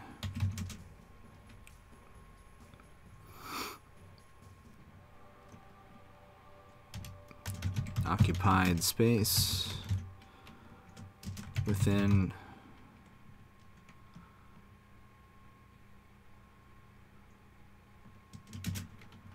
10 feet of you. No, within 5 feet of you. Tendrils to act as defense arms, blocking missiles and spells. Yeah, I think so.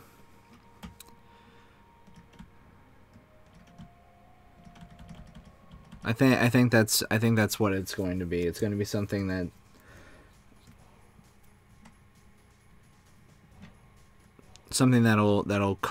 create protection.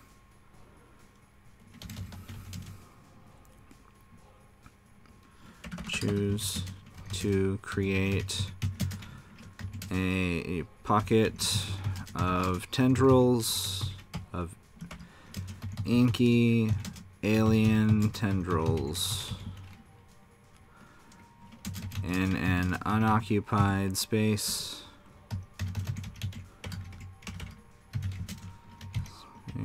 within 5 feet of you.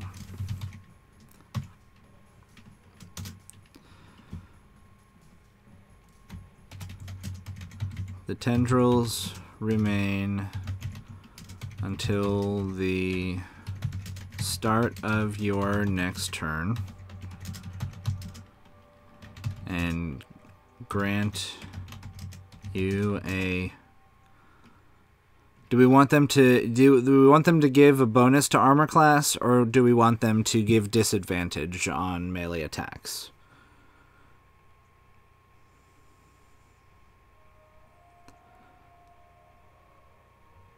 I think it would be almost like cover rules, so it would probably be +2 to armor class. +2 to armor class.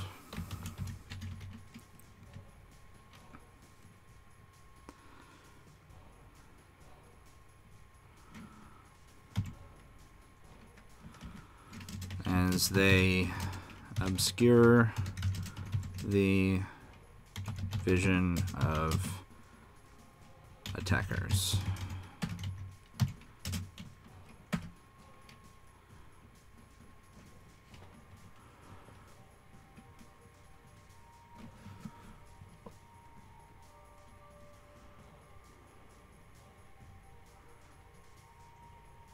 And obviously, because it's staying in one position, we don't have to include the before or after.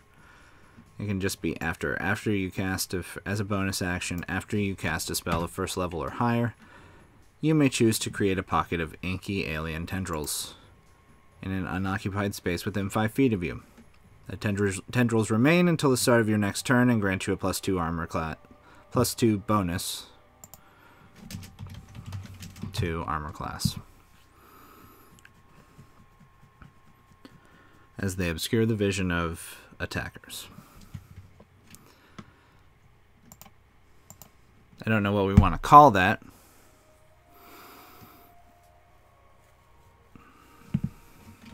Alien defenses. Man, I got aliens on the brain since we're doing that whole lead up to our sci-fi campaign. Got aliens on the brain. All right. Next thing. Let's take a look at 6th level features. So it looks like the Shadow Sorcerer gets a dog. They get the Hound of Ill Omen.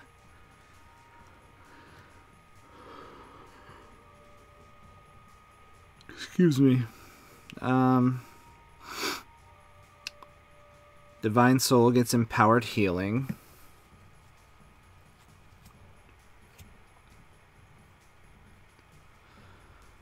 So they can expend sorcery points to re-roll dice when healing. Okay.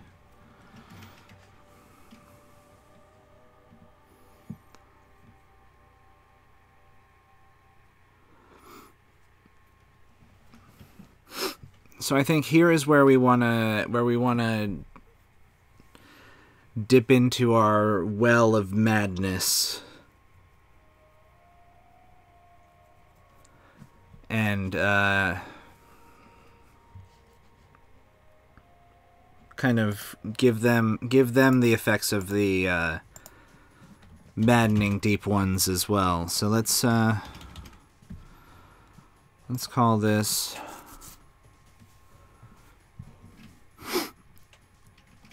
Insane Casting.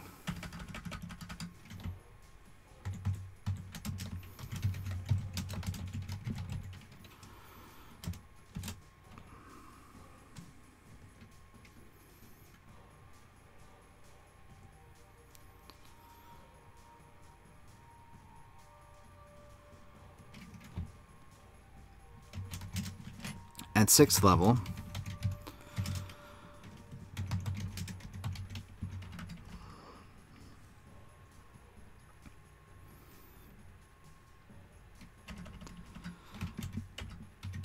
the Far Realms effects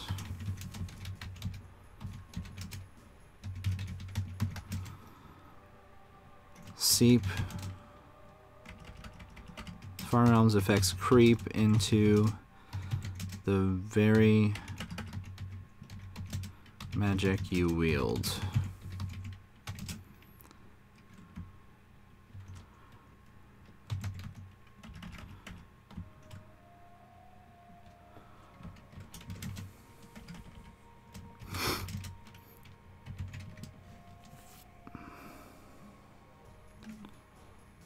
when you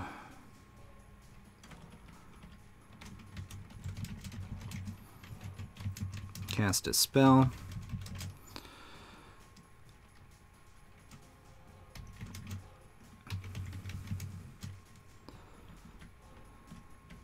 no, very magic you wield. I think this is going to be our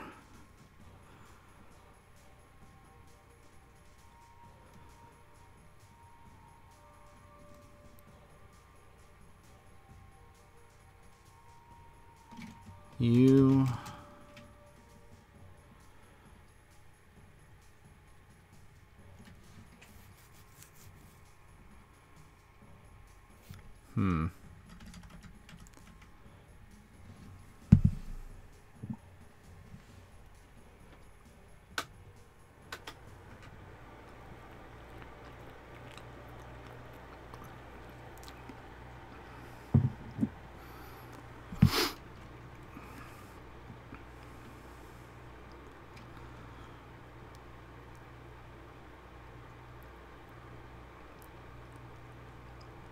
I think this is going to be our feature where they can use sorcery or meta magics without expending sorcery points.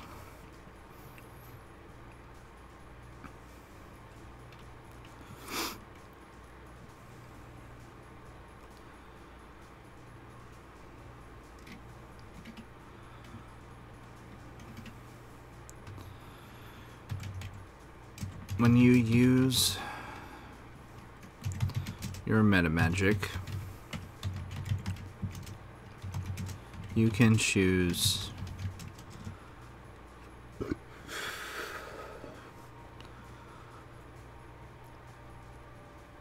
to roll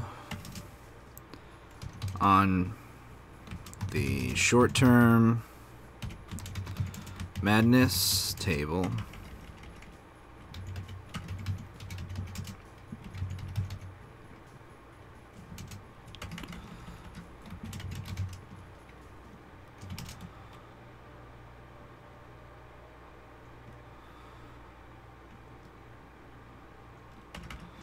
and suffer the effect.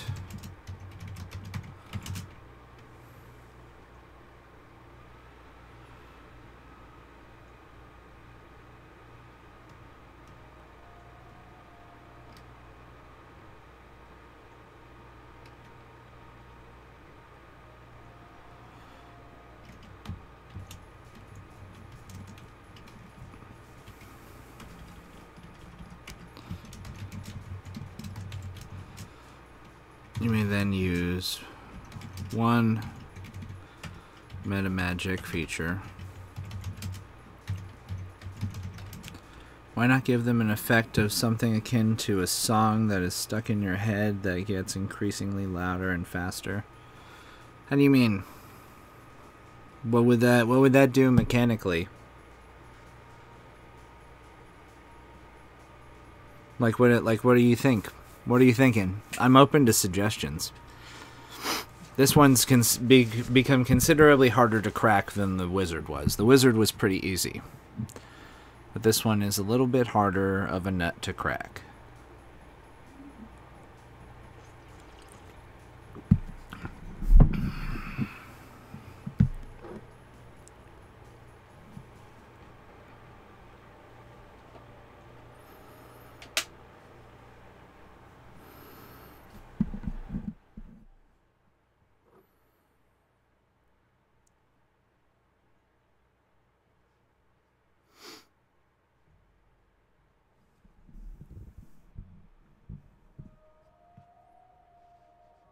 Causing distractions?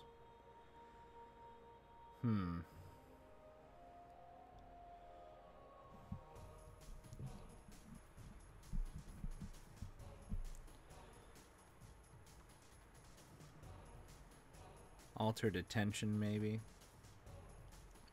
So you think maybe instead of madness affecting the sorcerer, maybe they spread madness to others, is what you're saying? because I can get into that. We can forgo this whole doing madness table rolls again for our friend, the Whispered One, Sorceress Origin, and instead do something like Earwig. At 6th level,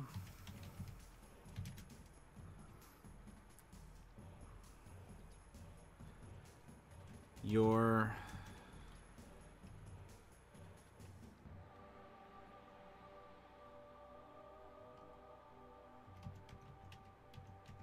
closeness to the far realm grants you the ability to send others into a maddened state.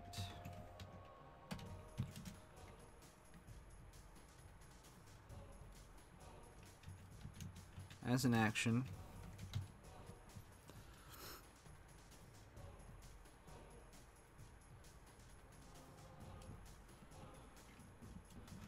choose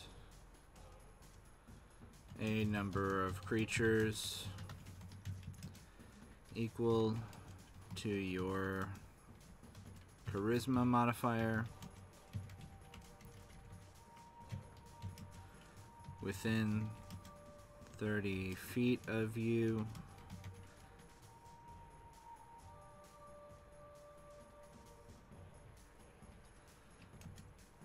who can hear you.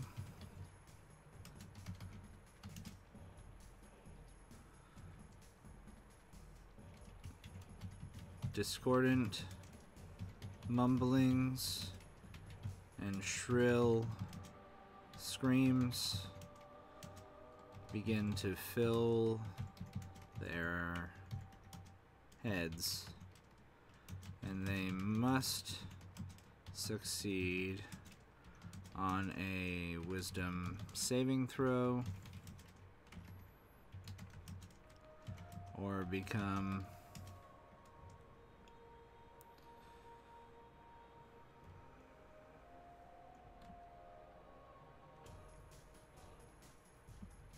incapacitated until the end of your next turn.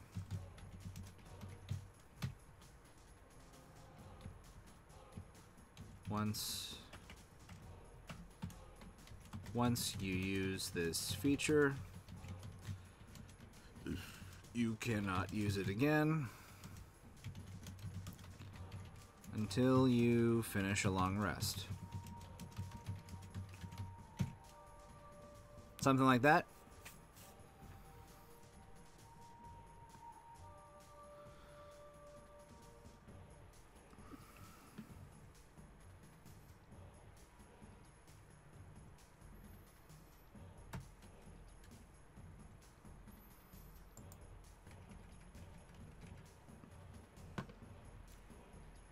All right. So now we've got a 14th level feature that we need to figure out.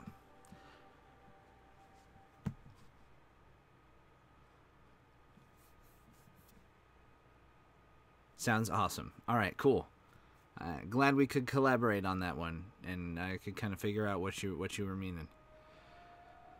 All right, so looking at our other sorceress origins in the books, we've got, for the Divine Soul, we've got Otherworldly Wings. So 14th level, there's a bonus action. They can manifest wings.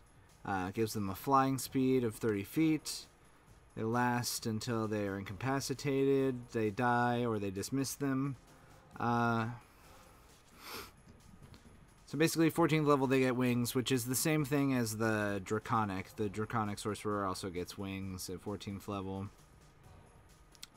14th level for Shadow Sorcerer, you gain the ability to step from one shadow into another when you are in dim light or darkness. As a bonus action, you can magically teleport up to 120 feet. Wow, that's really useful.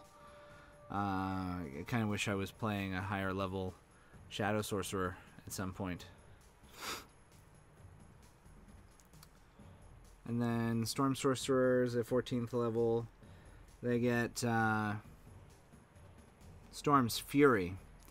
When you are hit by a melee attack, you can use your reaction to deal lightning damage to the attacker. The damage equals your sorcerer level.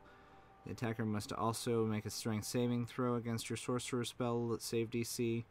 On a failed save, the attacker is pushed in a straight line up to 20 feet away from you. So I like that as inspiration for what we want to do.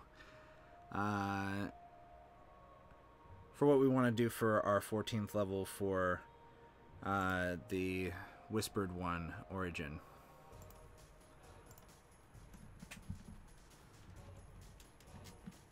So we want to call this Far Realms Reach.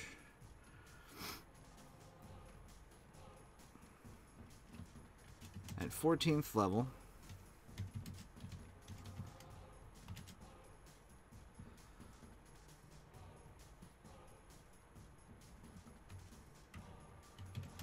the depths of your mind can be used as a weapon against attackers.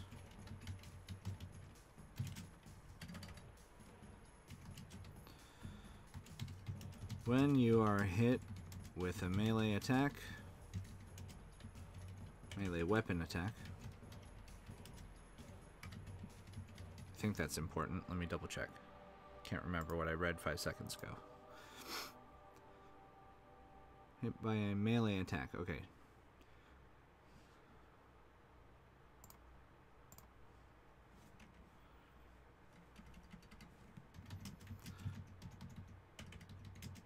When you are hit by a melee attack,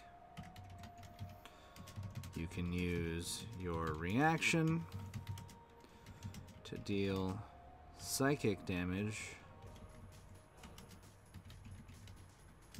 equal to your sorcerer level.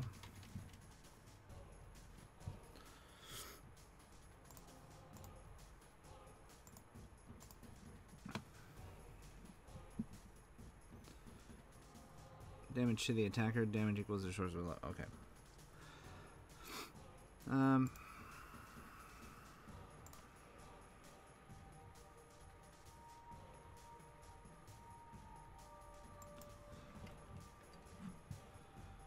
To the attacker,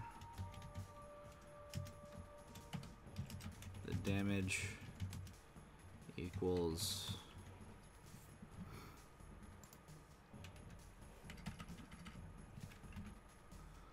your sorcerer level.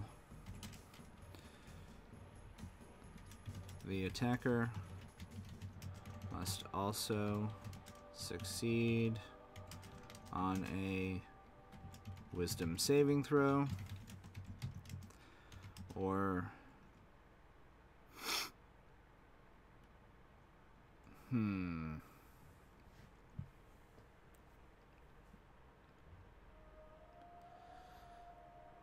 what's a thing that we can do to their mind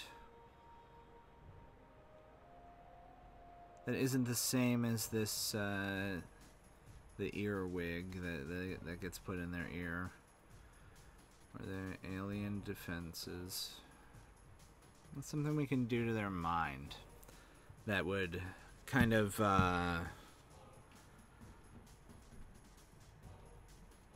don't want to incapacitate them. I don't want to stun them. I don't want to frighten them.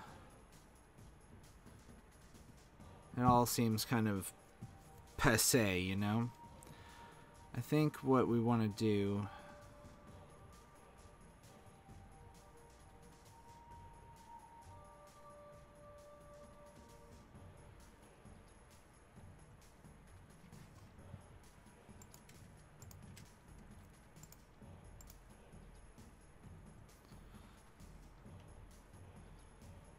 I mean, we could have them roll on the madness table. Must also succeed on a wisdom saving throw, or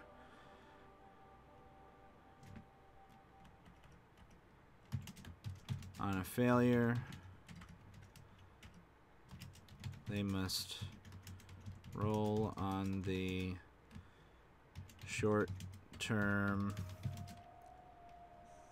madness table. We could do that.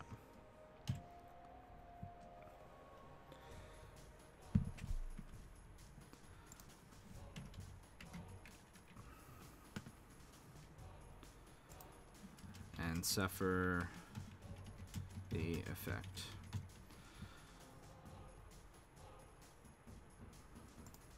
Alright. Last feature.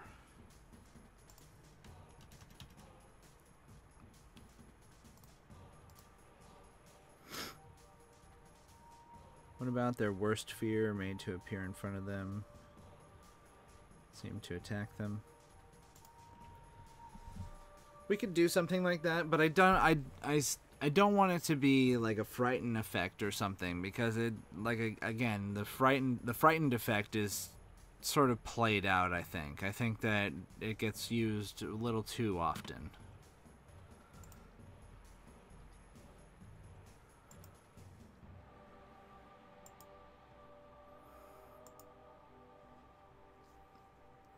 Alright, so now we have an 18th level feature to figure out. Storm sorcerers get immunity to lightning and thunder damage and can also fly magically at a speed of 60 feet.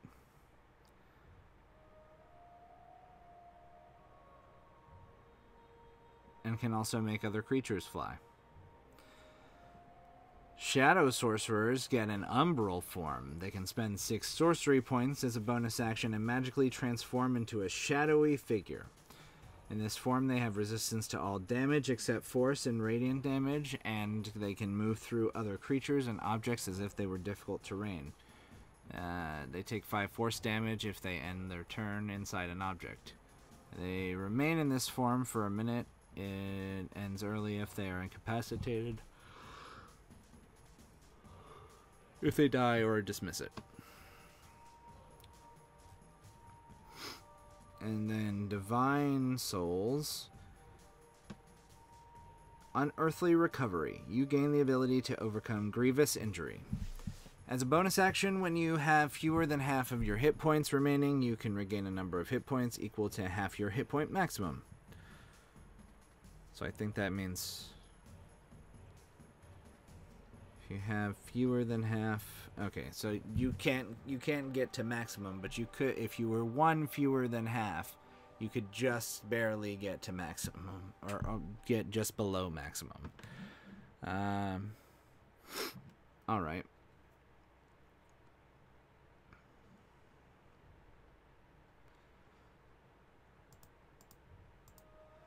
So we've got a lot of defensive stuff, it looks like. A lot of stuff that kind of protects.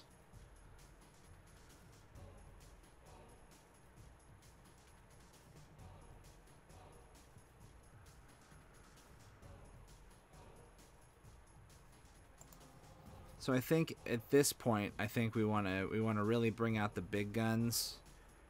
And I mean, the Shadow Sorcerer turns into a shadow. So why don't we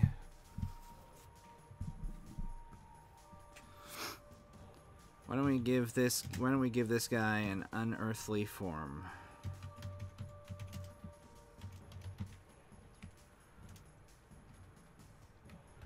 At 18th level,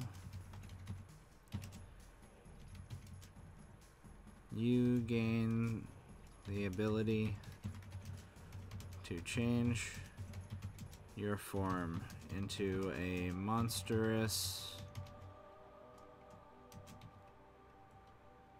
visage of an eldritch terror.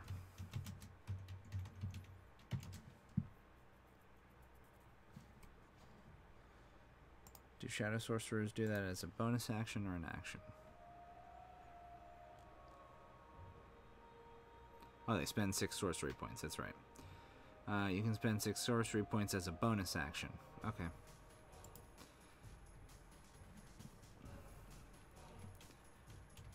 You can spend 6 sorcery points as a bonus action to assume this form.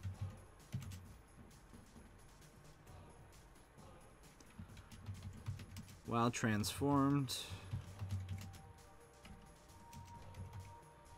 you have resistance. No, you are immune.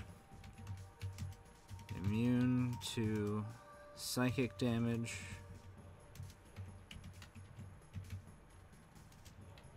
and creatures of your choice within 30 feet of you must succeed on a wisdom saving throw.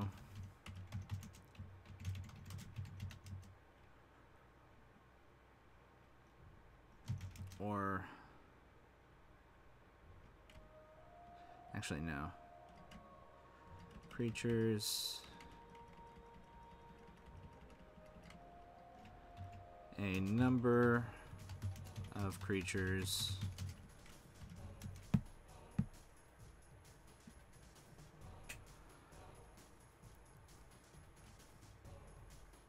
of your choice equal to your charisma modifier must succeed on a wisdom saving throw, or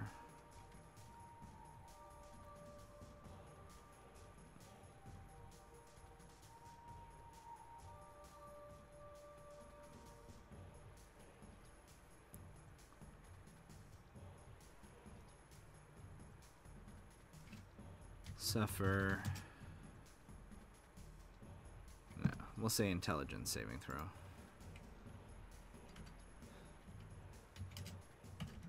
An intelligence saving throw, or suffer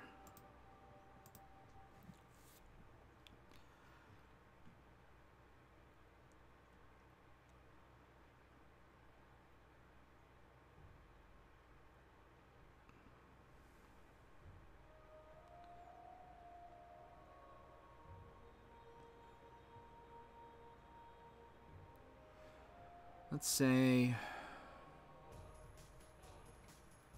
5d10.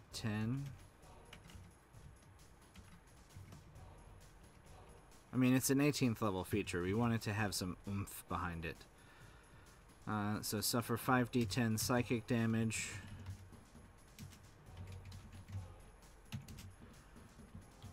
If they fail the save by 5 or more, and if they fail to save by 5 or more, they fall unconscious.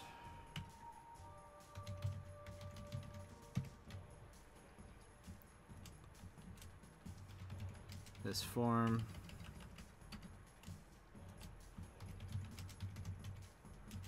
lasts until the start of your next turn. Actually, probably change that. I'll probably change that. Let's look back here. This one lasts for 1 minute. So we'll have to...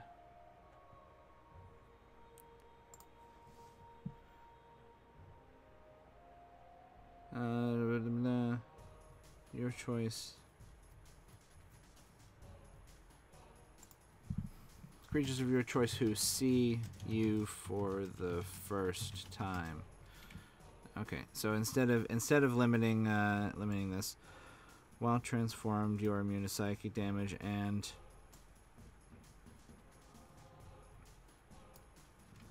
A creature within 30 feet. Creature of your choice within 30 feet of you. Oh. Would probably help if you guys could see what I was typing, huh? Within 30 feet of you. Creature of your choice within 30 feet of you.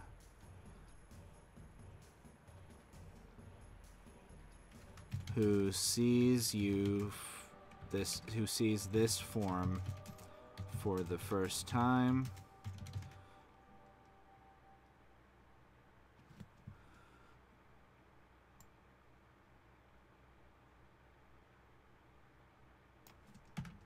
Must succeed on an intelligence saving throw or suffer 5d10 psychic damage. If they fail the save by 5 or more, they fall unconscious. This form lasts for 1 minute. It ends early. If you become incapacitated,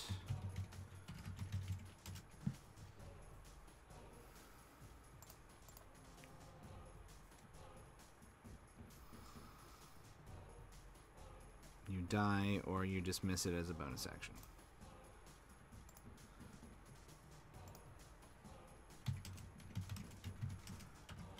Or you dismiss it as a bonus action. Beautiful. Alright. Well, y'all, I think we're done. I think we did it. We got our School of Forbidden Knowledge and our our Whispered One Sorceress Origin. And Under the Wire, too. We got an additional 30 minutes. So, normally I would just hang out and chat with you guys, but I'm actually pretty dang tired from work. And I have one more day of work tomorrow left before I have my first day off in 8 days. So I actually think I'm going to head out early. But before I do, y'all know what's coming. It's the spiel. I want to thank you all for joining us. Well, me. Well, us, the group in chat. Words. Meh. I want to thank you all for being here and hanging out and helping me make these cool subclasses, which you guys can find if you join our Discord. You'll find links to all the stuff that we've made here on Brewcraft. There's a Blood Rager subclass for the Barbarian. There's a Divine Herald Bard. There's 6 sub-races for the half-orc? Yeah, I think it's 6. I'm pretty sure it was 6. We made a lot. There's all kinds of stuff, and this stuff will be linked there as well. You'll just have to join our Discord, which is right here. That's the link. You'll also get access to future, information about the channel. You'll be kept up to date on our daily goings-on. You'll get some behind-the-scenes information and be able to talk to the cast and whatnot. It's pretty fun. There's a couple people in chat who are part of the Discord. We have fun there. You can also follow us on Twitter. That's a good place to follow us and also keep up to date and whatnot. You can subscribe to our YouTube channel. And thanks Rollbot. Yeah, there's Fan Art Friday as well. Every Friday, if you tweet at us at RollCallRP, ROLECALLRP, with the hashtag RCFAF, you might and obviously include a picture, your fan art of whatever. You could do fan art of our characters from the main story campaign, which is returning on January 6th, by the way, this Sunday. You could do fan art of a character using some of the stuff we've come up with here on Brewcraft. You could make a fan art of your own School of Forbidden Knowledge wizard. Whatever you want. You could make fan art of my face. Wink. Wink, wink. I don't know if I'm winking right. I'm probably bad at it. It's not good. Whatever I'm doing, it's not good. But anyway, yeah, share your fan art with us, and you might see it on the stream. You'll likely see it on the stream. We haven't had any fan art submitted, so there really is no competition. Just saying.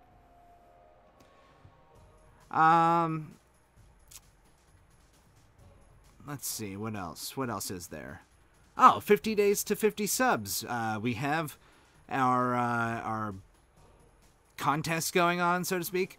If we can reach 50 subscribers by February 13th, we'll be raffling off a copy of Art and Arcana, a Dungeons & Dragons art and history book. But if we can't get to 50 subs by then, or if we get over 50 subs, we'll be raffling off a set of Kraken dice for every 5 subs we get. So, either way, people will be getting stuff. It should be a fun time. Lots of raffling, lots of fun times. But yeah, we're sitting right now at 1 subscriber. Actually, I think it should be 2 subscribers, because we did have Waffles also subscribe. So we should be at 2 subscribers. But yeah. And then the only other announcement I have is, obviously, come see us on January 6th when we return with our main story campaign. Find out what happens when the party encounters a cannibalistic madman attempting to eat people's hearts, including the heart of their contracted, what's the word I'm looking for? Escort, I guess. Their friend Cornelius Hedge. He's next on the chopping block. And join us on January 13th for the start of our Dungeon of the Mad Mage run, Under Mountain of Madness, where we'll be doing our Session 0, and if you come with bits in hand and decide you want to create some fuckery, you can cheer some bits and, maybe cancel out someone's decision to play a half-orc by saying, "No half-orcs in this game." Raid time! There's also, yeah, there's all kinds of stuff that'll be going on for that. So yeah, we hope to see you then as well. And now, as always, may all your brews be crafty. And now it's time to raid.